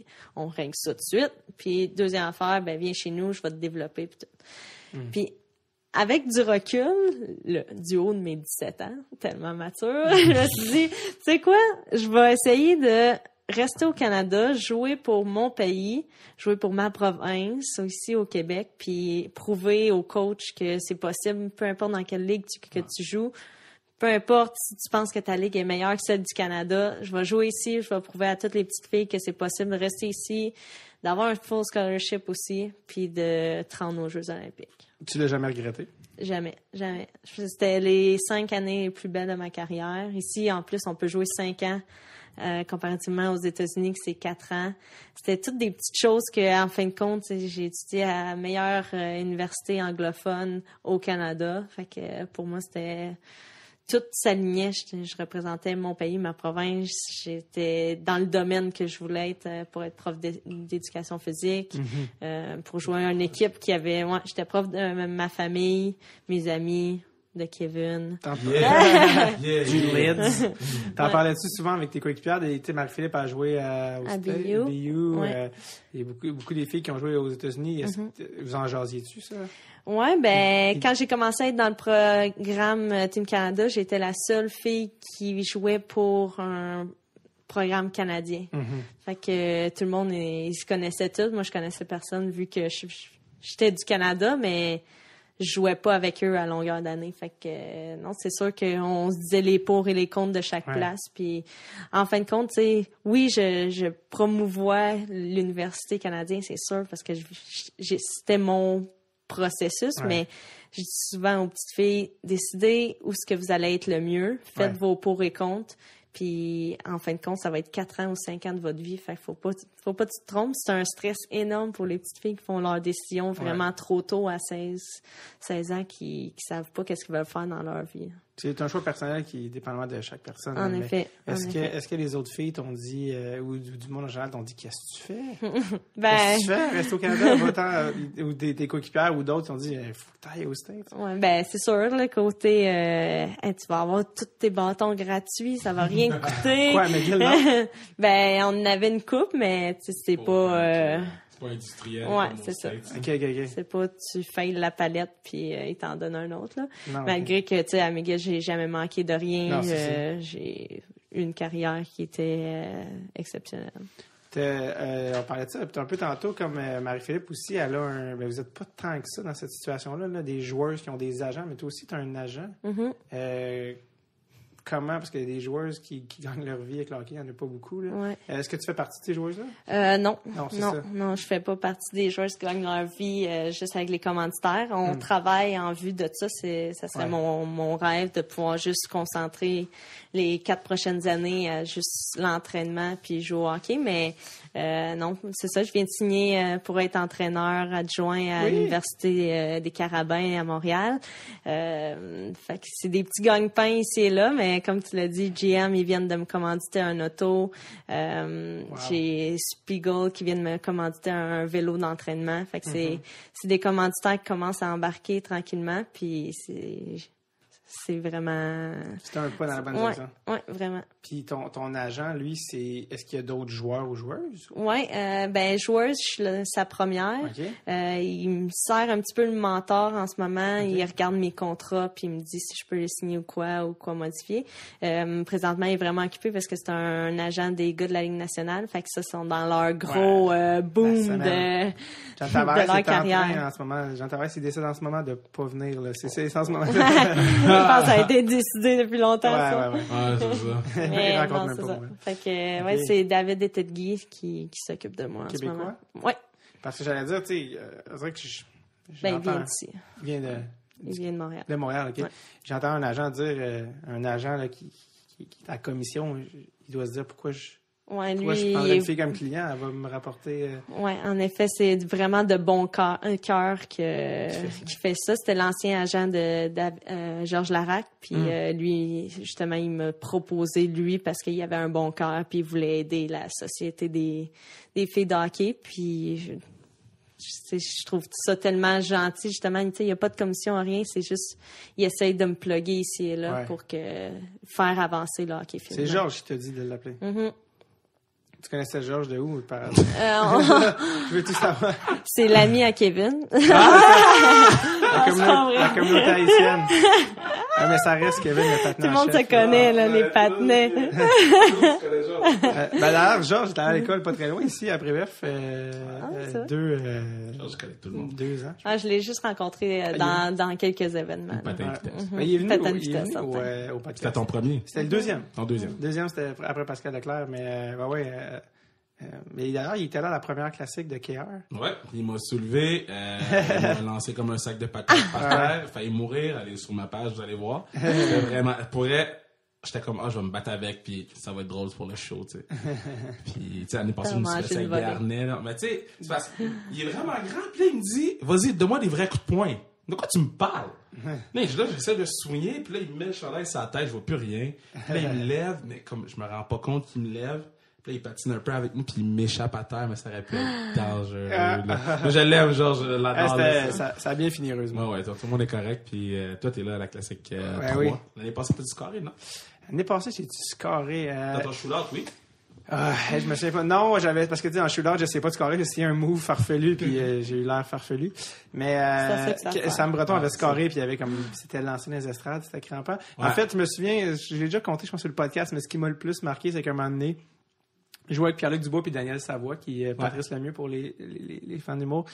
Puis à un moment donné,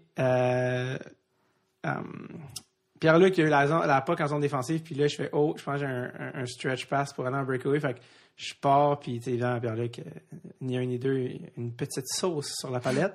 Puis je me souviens clairement, là, je suis en breakaway de au moins la ligne bleue adverse, jusqu'au bout. Je suis à la ligne bleue, puis le plus proche joueur de l'autre équipe, il est genre à au moins l'autre ligne bleue. Comme ils sont vraiment comme pris. Puis là, je fais breakaway. Je considère que je suis pas un mauvais joueur de hockey. C'est un très bon. David, c'est un excellent joueur de hockey. J'ai pas joué à 3A, mais tu sais, genre, en tout cas, bref. Et j'arrive en breakaway, puis je fais comme, et je pars en breakaway, puis je vois là, comme ils disent les coachs, prise d'information. Je regarde, je fais, je suis vraiment seul. Mais ce jour-là, dans l'autre équipe, à l'autre ligne bleue, il y avait un gars qui s'appelle Thomas Chabot. Qui lui s'est dit, not on my watch, buddy. Puis il a pris, je pense, 3 strides, juste comme. Puis je me souviens, j'ai senti le vent, son souffle chaud dans mon cou. J'étais comme, qu'est-ce qui se passe? Écoute, j'ai pas eu le temps de tirer. Ah non, ouais. J'ai pas eu le temps de tirer au but, il est arrivé. Mais c'est que. J'étais comme, ok. On s'en rend pas compte, mais ils sont tellement. Moi, j'ai toujours me rappelé, là. Je suis dans un match, l'affaire de whatever, là. Pour une fondation, il y avait des gars de la Ligue nationale. Fait que là, je connaissais personne, là, je commençais en humour, whatever. Là. Je venais de faire le commentaire ici. Puis Drouin pogne la rondelle. Déjà, j'étais impressionné, c'est Drouin, tu sais. Il pogne la rondelle, et là, moi, j'essaie d'y enlever. Tu sais, tout le monde est là, tout le monde crie, j'essaie d'y enlever. On est 1 contre 1, tout le monde se tasse. Il me passe la rondelle entre les jambes, il me repasse entre les jambes. Un petit cône orange. Ouais, il tourne, et je suis tombé, là, mais comme un sac de patates, là. Tout le monde riait, puis j'étais comme, mais plus jamais je vais essayer d'enlever. Comme, eux, ils peuvent faire ce qu'ils veulent avec toi, là. Puis tu sais, c'est parce que cette année, les gars, ils commencent à être compétitifs sur Internet. Tu sais, c'est drôle, là. Comme la lutte. Ouais. Ils commencent à s'envoyer chier, puis la classique, c'est hot, la première puis la deuxième. C'est ça que j'explique à tout le monde. La première puis la deuxième, tout va bien. En troisième, ils veulent pas perdre. C'est ça! Ils commencent à jouer, puis t'es comme, yo, je vais rester sur le banc, man, fuck that, je peux pas jouer avec eux, là, mais c'est drôle de voir le niveau juste. Moi, je me rappelle, classique 1, man, Xavier Ouellet m'a pété dans le monde, là. Je m'en vais dans le coin, puis c'est ça qui me plaque pas, c'est ça qui me parle. Je vais what? Puis j'ai regardé, dans la troisième période, je suis allé au match, je suis resté assis. T'es devenu coach. Là, faut que tu me prépares, là. C'est-tu vraiment sérieux? Tout le monde se donne? En fait, non. C'est vraiment amical. Familial. Ouais, c'est vraiment familial, puis c'est juste qu'en troisième, les gars sont caves un peu parce qu'ils veulent pas perdre. Tout d'un coup, là, ça y a une petite coche. Tout d'un coup, il y a une petite coche, mais tu sais, c'est vraiment une game familiale, puis il y a une sorte de barrage entre la 1 puis la 2, la 2 la 3. On est beaucoup aussi de joueurs, tu sais, comme, tu joues pas tant que ça au final, dans le sens que, tu sais, t'es 3 lignes, là, tu sais, puis il y a des shootouts entre, c'est plus, ça se rapproche plus d'une activité que d'une game, là, c'est plus une activité, ça permet aux gens, de rencontrer les vedettes qui n'ont pas nécessairement l'opportunité de rencontrer. Puis c'est comme un get-together. Cette année, je dirais pas où, mais on va se faire un party entre nous autres. Puis c'est vraiment juste, les camps d'entraînement commencent dans comme une semaine ou deux. C'est la dernière fois qu'on peut se réunir tout le monde sans se faire chier. Puis je pense que les jeunes peuvent voir les joueurs. L'année passée, il y avait Nikita Sherbak qui est dans notre cours là, à Laval. Puis cette année, avec Chris Letang, c'est on l'a approché, mais c'est lui qui m'a écrit je suis dans quelle équipe.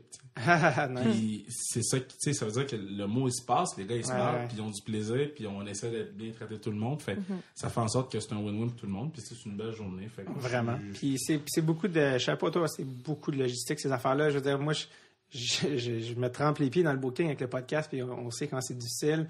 Tout le monde est occupé, mais un joueur de la Ligue nationale, c'est comme une mouche, là, bonne chance pour l'attraper parce que oui, ils sont occupés. Puis, bon, en plus, la saison estivale, c'est comme... Ils reçoivent tellement d'offres de part et d'autre. En plus, Chris, les dernières années, t'es champion de la Coupe. Oublie ça. Juste les tournées médias, c'est comme... L'affaire, c'est que t'arrives, puis on te traite bien. C'est ça l'affaire que je disais à Sainte-Justine. Il disait, il faut mettre de l'emphase sur l'événement. Je fais, non, il faut mettre de l'emphase sur les gars. C'est eux notre événement, les gars et les filles. C'est eux notre événement. C'est eux qui font en sorte que les gens vont se déplacer. C'est une game d'hockey comme les autres.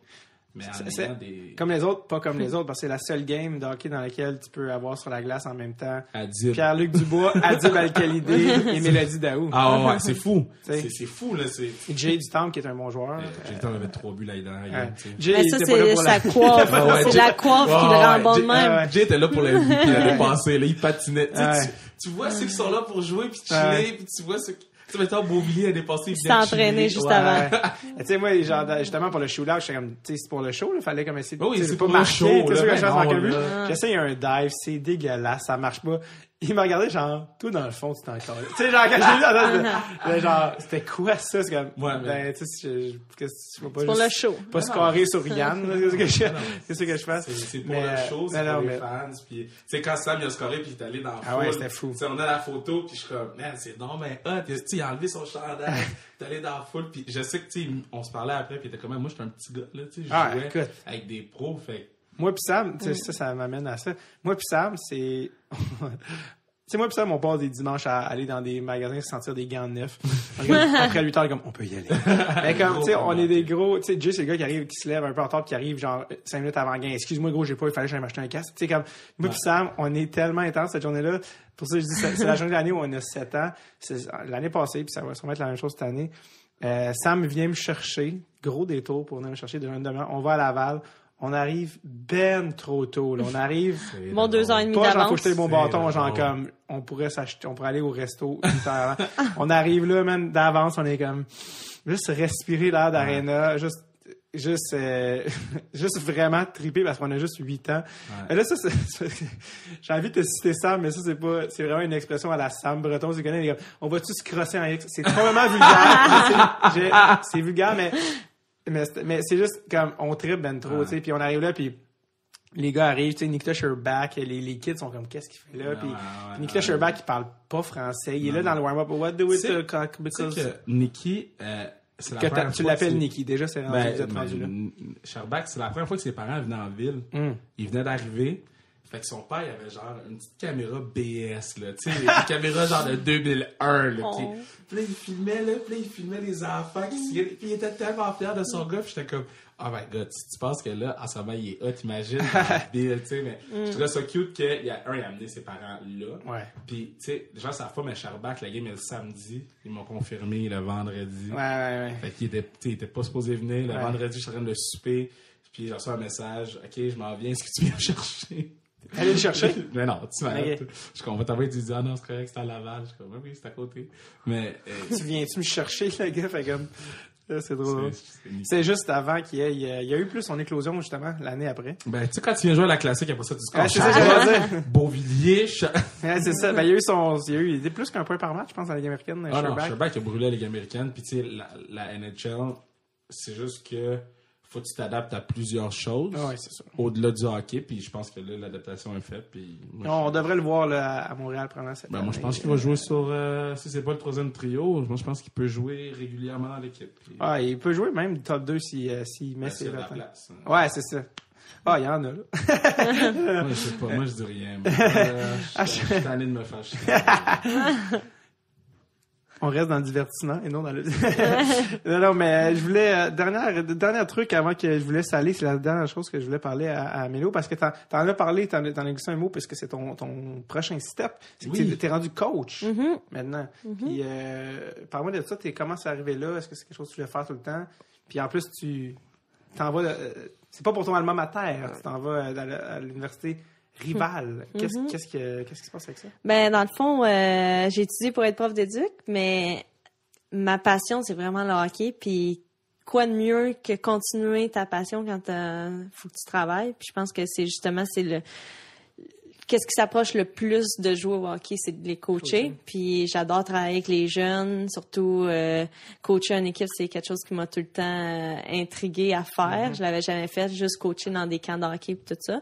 Puis c'était vraiment important pour moi de pouvoir redonner aux plus jeunes puis de pouvoir les enseigner avec mon savoir. Puis ça a tombé que oui, c'est les rivales, mais maintenant c'est vraiment... C'est rendu ma job. Ça a été une décision vraiment dure entre McGill puis Montréal. C'était vraiment déchirant, mais c'est vraiment pour ma job. Il faut que je planifie ma carrière d'après joueuse parce qu'on le sait, on fait pas des millions. Fait que, c'est quoi ton objectif le plus gros de l'après joueuse? Ce serait vraiment d'avoir une équipe universitaire puis être entraîneur-chef. Et ça, c'est un job à temps plein? Oui. Tu as un salaire à temps plein pour ça? Oui, en effet. Et c'est Danielle Sauvageau qui t'a engagé? En effet, oui. Elle m'avait contacté puis elle me disait, on aimerait ça avoir toi, pas d'autres...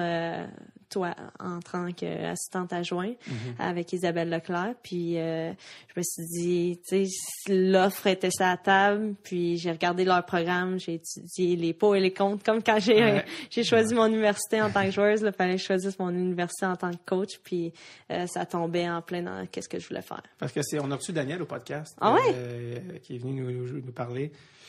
C'est drôle, Daniel est très... oui, c'est une policière. Une vraie policière. Et puis à ce moment, il est arrivé ça, du point A au point B, du BSA, et puis après ça nous amène à E, et puis après ça, c'est terminé. Tu sais, quand elle parle vraiment, j'étais en haut, de moment, j'étais comme...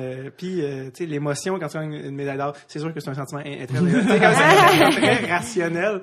Puis... Elle était bonne comme commentatrice. Ça faisait du bien d'entendre une voix féminine au jeu. Puis, quelqu'un qui connaît ça. Puis, tu sais, j'écoutais des tapes de Daline là, dernièrement. Puis il y a des commentatrices là, qui commentent leur game à eux autres. Puis j'étais comme, pourquoi on n'a pas ça? Moi, ça j'arrive de Suède pour la mission Forsberg. Puis la finale de la Swedish Elite League, Hockey League maintenant ça s'appelle, le broadcast de la game, c'est un gars et une fille. Ouais, c'est hot, ça. C'était vraiment genre 50-50. Tu sais, au pire que si t'es stressé, tu mets un bout à 3. Si t'es stressé. Non, mais tu sais, pourquoi la femme pourrait pas faire la même affaire que l'homme? Dans notre société d'aujourd'hui, il y a les qualités... Tu sais, juste à TVA, quand ils ont donné le show Destination comme cette année, ils ont dit à Dave et à Fred Gay, vous allez avoir un show ensemble. Moi, je trouve que ça, c'est un avancement. Moi, j'aurais jamais pensé ça, qui aurait donné le gros show de l'année à une femme puis un homme. Fait que ça, c'est fait. Là, j'aimerais ça voir... Tu sais, il y a des filles sur le beat, puis Elisabeth Rancourt, etc., mais j'aimerais ça en avoir une dans le boot, là. Tu sais, puis au pire que c'est entre la 2 puis la 3, c'est l'analyse, tu sais. Juste qu'on pousse un petit peu plus loin. Puis, certainement. Puis, Je trouve tellement qu'on a souvent des visions différentes, tu sais. Tu vas avoir une game de hockey de gars, contrairement à une game de hockey de filles, le système de jeu est vraiment pas pareil. Tu sais, dump and chase puis frappe, contrairement à voir un jeu que peut-être un gars aurait pas vu nécessairement, ou plus de la finesse, des choses comme ça. Je trouve que justement dans l'analyse, les femmes, on voit plus le côté fancy slash plus l'ensemble de la game, tandis que côté homme, on voit peut-être plus ça, c'est arrivé, on scorait, on perdu, un beau jeu, quoi que ça. Je pense que ça vraiment la complicité des deux, ça serait exceptionnel. Yo, TVA Sport, t'entends? T'entends? T'as parlé comme Roy Knox. Écoute, on approche à la fin. Ben, le Kevin Raphaël Show. Ça a été une grosse année pour toi. T'es passé de vendeur aux leads à... Non, ben, je pense que, dis-moi là, mais tu as senti peut-être la différence en termes de notoriété. Ah oui, c'est sûr, tu sais, en quelques jours, dans le fond, j'ai passé d'être le gars d'RDS à être le gars de TVA Sport sur l'écran géant du Centre Bell, avoir ma pub qui tourne devant 22 000 personnes sur les médias sociaux, d'être moi. Fait que, tu sais, c'est sûr c'est le fun, mais avec le fait que tu as un show qui porte ton nom, il y a comme une pression qui vient avec. Puis, tu sais, j'ai une équipe exceptionnelle, là. Je suis tellement chanceux d'avoir l'équipe que j'ai. Puis, l'amour qu'il y a sur les plateaux, je pense que c'est ça qui fait en sorte que nous, on se différencie des autres. Maintenant, la saison 2, elle arrive, c'est qu'est-ce qu'on peut faire pour aller chercher l'autre niveau. Ouais. C'est quoi la réponse? Moi, je pense que nos forces, c'est les entrevues. Moi, Vincent Vallière, là, moi, là, faut que je compte cette histoire-là, OK? Moi, le Réal, Félix, je vais le dropper. Je suis sûr qu'il écoute ton podcast. En plus, Félix, le Réal, gros fan de hockey. Puis en plus, on voulait t'avoir sous le show. Puis l'année prochaine, on va t'avoir Mélodie aussi. Parce que moi, je vous aime. Puis deux, vous êtes des bonnes personnes. Puis trois, vous avez du contenu. Fait que j'ai hâte que vous en parlez. So, Félix, il me dit, yo, Vincent Vallière va venir sous le show. Là, j'ai dit, le partenaire, on va s'aimer encore. Il dit, non, OK, il va venir sur le show, tu vas voir, il est bien nice. Il arrive, tu sais, il mesure 4 pieds 1, man. Tu sais, il n'y a pas de la prestance de Dave, mettons. Tu sais, puis quand il arrive sur le plateau, puis là, je suis comme, OK, man, ça va être plate, man. On se met à parler, puis j'ai jamais vu Vincent Vallière comme ça. Jamais. Il était canté dans le divan, là, puis il m'insultait, puis on s'est... Puis j'étais comme, c'est ça le plateau, c'est que le plateau, il est tellement raw, puis il est tellement vrai que chaque invité vient, puis il y a pas de... Moi, je sais pas de te pogner, là, je suis pas ici pour pogner personne, je suis ici pour faire en sorte que toi, tu shines, là. Moi, j'ai ma paye, que tu sois content ou pas, j'ai ma paye. Là. Fait que c'est pas pour moi, je fais ça pour toi. Puis... non, fait que quand ils viennent sur le plateau, ils sont les bacs. Fin, hein? Non, mais il dit ça, mais dans la vraie vie, poignarde dans le dos, le premier. Moi, Vallière, là, je pense qu'il y a parti genre un trend de les gens, ils savent qu'ils peuvent être confortables. Ah ouais. Puis je sais que quand ils invitaient les artistes, ils envoyaient l'entrevue de Vallière, puis les gens faisaient, ah ouais, c'est le même, puis... Il y a une tonne de hockey. Il y en a plus qu'une tonne de hockey, mais il y a une tonne de hockey. Lui, je sais pas si tu l'as déjà entendu. Genre, c'est le nom de tous les gars Nas, là, on pogne la POC derrière. Impossible. T'avais déjà entendu ça? Non. C'est sûr, j'y envoie. Je vais dire le titre dans l'outro. Mais bref, ouais, gros gars de hockey. Ouais, fait que, tu sais, c'est gros. En fait, ce que j'aime avec ce show-là, c'est, on a eu, mettons, Valérie Roberts puis Martin Junot. Valérie Roberts, c'est pas une fille de sport. Maza, elle est venue parler de lutte, c'est pas une fille de sport. Tu sais, elle est venue, elle m'a dit, moi, si je viens sur ton show, je parle de lutte. Mais déjà, ça fait lutte, là. Ouais, dans le show. Non, mais elle est fan, là. Tu sais, comme. Ben oui, je l'imagine. Fait elle a de quoi de lutteuse? Ouais. Mais tu sais, Maza, c'est Maza, mettons. Dans l'énergie. Ouais. Toi, il m'a pété! Maza, ça a 1h30 d'entrevue, là. Elle arrête pas de parler. Il n'y a aucune entrevue qui va parler de lutte. Fait que c'est ça aussi qui est dans la chose, c'est qu'on amène les gens, puis on apprend des choses. Moi, Anne-Sophie Betté, je suis tombé en amour avec parce que je savais même pas c'était qui. J'ai fait, une fille des Canadiennes, c'est elle qui a fait. Puis ça fait en sorte que maintenant, ils vont voir les games. Fait que, tu sais, je veux que ça soit ça. Je veux qu'on découvre des gens. On n'a pas besoin de voir des gars de la Ligue nationale, on les voit tout le temps. Je veux qu'on découvre les artistes, les Jeux olympiens. Je veux qu'on donne une chaîne à d'autres gens. Puis je veux qu'il soit vraiment différent. Puis je pense que saison 2, on s'enligne vraiment là-dessus. Là. Est-ce que vous restez dans le même créneau horaire? Yo, ça, I don't know, man. Tu sais quoi? Je chiale beaucoup du créneau horaire, puis eux, ils savent. Là. Je chiale du temps qu'on est après Dave, puis c'est tard. Mais les gens l'écoutent, man. Je suis comme, qu'est-ce que vous faites? Puis on a beaucoup de reprises aussi. Ce qui veut dire, c'est merci, mais bon, en d'autres mots. On a beaucoup de reprises, puis sur Internet, ça marche bien. Fait mais il y a quelque chose aussi dans l'identité du show qui est late night. C'est pour la même raison qu'aux États-Unis, les late shows, après un show, ça a une identité plus college. C'est plus jeune, évidemment. Je pense pas que tu t'adresses à la Nicole, même clientèle. Non, mais en même temps, Nicole, elle l'écoute. C'est ça, j'allais dire, c'est pas que c'est pas pour elle, mais elle écoute, elle l'enregistre, puis elle l'écoute le lendemain. Mais Nicole, elle l'écoute avec ses kids. Tu sais, j'ai beaucoup de parents qui me disent, hey, j'écoute le show avec mon kid, puis il dit tournant, puis tu sais, puis ça, même chose pour la lutte. Il y a beaucoup de parents qui écoutent la lutte avec leurs kids, puis je suis comme, ok. Mon père, c'est exactement l'inverse. Il n'avait pas le droit d'écouter la lutte. Ça a changé. Mais si tu savais le nombre de kids qui m'écrivent, puis eux, dans leur tête, c'est vrai. Fait qu'on est comme le véhicule de l'histoire. Ouais. Fait, en tout cas, moi, parce que tu fais aussi la lutte, là. Ça, c'est l'autre affaire. Parce qu'à part du Kevin Raphaël Show, maintenant, la nouvelle affaire, tu fais la lutte. Commenter la lutte, c'est ma plus belle job à la vie, man. C'est ta job de kid. Un rêve de kid. J'arrive au studio, là. C'est le mercredi, je suis avec Pat Laprade, qui est un encyclopédie de lutte. Mettons, dans le monde de lutte, c'est genre Bob McKenzie, Pat Laprade, là. Ouais. C'est un rêve de travailler avec lui. Puis t'arrives là, t'as le show de lutte, faut juste que tu commentes, puis tu cries. Puis moi, quand mes parents sont arrivés au Québec, la première chose qu'ils ont vu, c'est Hulk Hogan puis Macho Man. À Noël, c'est la lutte qui joue chez nous. À Noël, c'est... Mes grands-parents pensent encore que c'est vrai. Fait que mes grands-parents, ils pensent que je connais qu'est-ce qui va arriver, puis tout, puis que j'ai des insights, puis... Non, mais c'est vraiment... C'est malade. Moi, je connais rien de la lutte, mais je la regarde juste pour l'entendre. Tous les commentaires qui peuvent sortir de cette bouche, je vous jure. Tu comprends pas le thème. De où qu'il prend ça? Tu sais, son imagination est complètement folle. Folle. La passion. Ce qui est drôle, c'est que le staff de TVA, ils viennent dans la régie nous écouter. Ça, ça a été un des deal breakers pour que je fasse le saut vers TVA. Ah oui, certainement. Puis le show, Kevin Raphaël Show, est-ce que vous savez, il y a combien de gens qui écoutent ça? Bro, moi je m'occupe pas de ça, mais il y a beaucoup. Mettons, c'est comment d'avoir des chiffres. Comment que je pourrais te dire, TVA donne pas les chiffres. Pas à toi? Pas à moi. Moi, je suis pas... mais il y en a beaucoup. Mettons. moi, qu'est-ce que je peux te dire? 20-25 là, dans les coins. Non, dans les centaines, mais qu'est-ce que je peux te dire, c'est il aurait tiré la plug si personne n'écoutait. Oui, puis il y aurait... Tu sais, on a eu un show... Ils nous ont ajouté un show spécial qu'on n'avait pas besoin de faire, puis ils nous l'ont rajouté, puis fait que tu sais, moi, je sens que les gens l'écoutent parce que les gens viennent me voir, mais on n'a pas les... Fait que moi, à moins que je fasse la recherche, mais je sais que quand on fait des gros chiffres, t'as frappé 100 000 aujourd'hui. Fait que dans le fond, qu'est-ce qu'il faut, c'est que les Canadiens, quand ils vont passer à TV, c'est Kevin Raphaël, faut qu'il commente notre game. Oh, peut-être pas. Ça va marcher en maudit. Moi, je veux que ça devienne un de mes projets, man. Moi, je veux être le porte-flambeau des Canadiens. Oui, dans la monsieur. télé, parce que je suis... Puis je vais continuer. Tu sais, dans le show de Rousseau, j'en ai parlé, puis je vais continuer à en parler. Je comprends pas qu'ils sont pas à la télévision, puis on a un en tant que société, là, en tant que fan de hockey, là, il faut se regarder puis dire, OK, qu'est-ce qu'on fait? Là? On chie dans la pelle en ce moment. Il faut...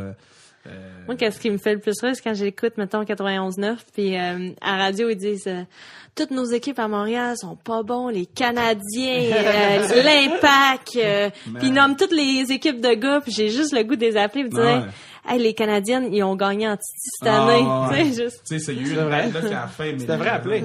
T'appelles le gars aux appels, c'est au tri, puis il dit c'est Mélodie Daou. Il va dire, je sais pas des qui.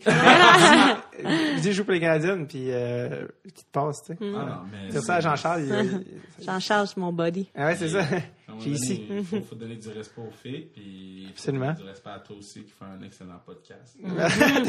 Comment t'as fait pour ramener ça à moi? Non, mais parce que moi, je suis dans depuis tantôt, tu sais, j'en regarde autour, man, c'est fucking nice. C'est pour ça que ça kick. Je sais pas si les gens ont déjà vu ton... Ben, en fait, c'est ça que j'explique à Mélo, j'ai changé de spot. Moi, j'étais chez mes parents dans Rosemont. Ça fait quelques mois que je suis ici, fait que c'est pas encore complètement installé, mais j'ai comme tranquillement... Genre que tu le montes aux gens parce que c'est fucking nice. Parce que dans le fond, ces gants-là, c'est qu'est-ce qu'ils portent avec la classique, c'est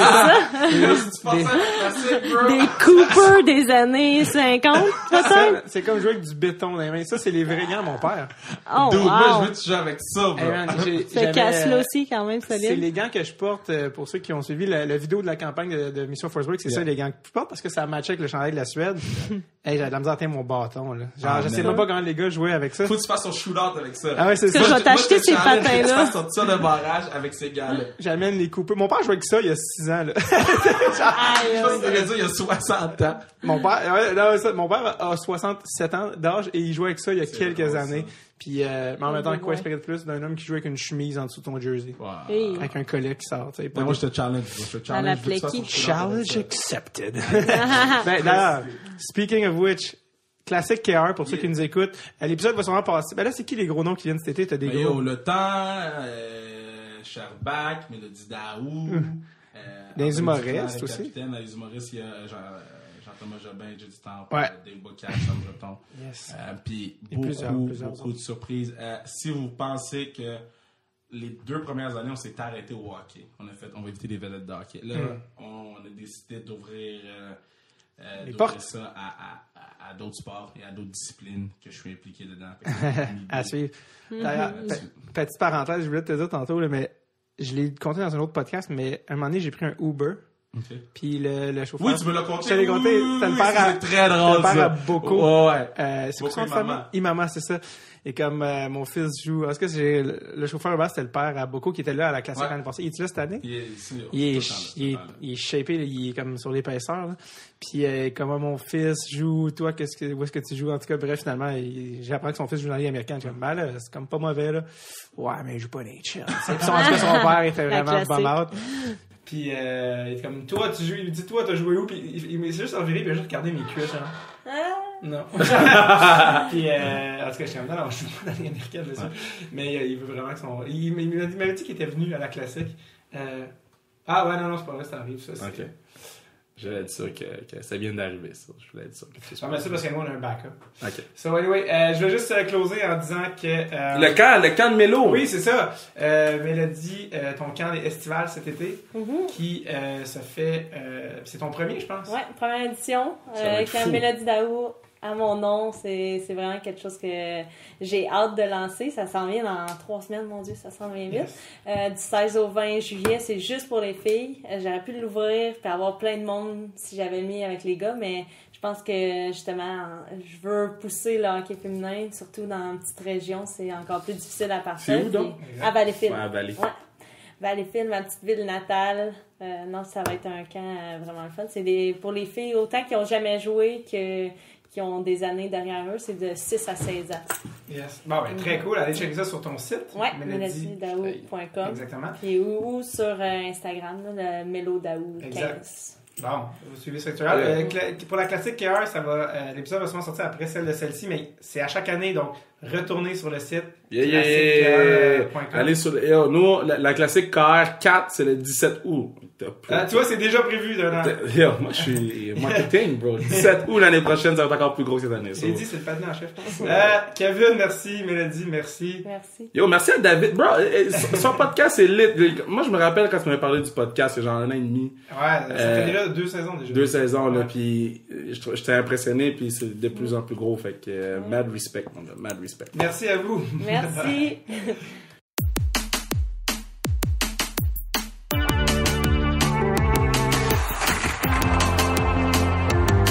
C'était mon boy, man, mon guy. Excusez-moi, c'est ce qu'il parle de même pour vrai. Il dit yo bro, man. Yo bro. Yo man, tu comprends pas, man. Tu comprends? Kevin Raphaël, je l'adore. Merci beaucoup, Kevin, d'être passé au podcast. Kevin, avec qui je serai dans le spécial de fin d'année à Alt, à Vrac, le 31 décembre à 20h. Manquez pas ça. Allez aussi voir les filles, Mélodie Daou et toutes les Canadiennes qui jouent à la Place Belle à Laval. Les meilleures joueuses au monde, c'est pas compliqué. Allez voir ça, sont vraiment excellentes. Mettez aussi la date à votre agenda pour la classique KR en août 2019. Les billets partent toujours assez vite sur Internet. Allez checker ça, il y a un site Internet. Aussi, parce que l'année dernière, je pense que c'était pratiquement complet. Là, donc, vous voulez pas manquer ça. C'est une journée magique. Amenez des enfants, je vous dis, vous allez triper comme tes vrais petits fous. Également, si vous écoutez cet épisode d'avance sur Patreon, eh bien, envoyez-nous toutes vos questions pour notre spécial World Juniors qui se passe la semaine prochaine. Toutes nos questions vont être traitées par Charles Pellerin, notre spécialiste in-house, et également notre spécialiste surprise, dont je ne révèle pas tout de suite l'identité, qui sera sur place. Je suis bien excité de ça, ça va être malade. Donc, toutes vos questions sur les prospects, sur les World Juniors, les championnats du monde de hockey junior, envoyez-nous ça. Si vous n'êtes pas membre Patreon, hello! Faites-vous c'est Noël, là. Faut que vous fassiez plaisir, là. Je veux dire, 2$ par mois. C'est votre calendrier de l'avant. Allez hop, allez sur patreon.com/Dreadsultape. Vous n'allez jamais regretter cette décision incroyable. Sinon, passez une superbe semaine. Si c'est votre dernier épisode que vous écoutez de l'année, moi je sais pas, peut-être vous êtes moins World Juniors, mais merci d'avoir été là. Merci pour cette année incroyable et haute en émotion. Vous avez été formidable. Paparata squata. Ah, ok, merci.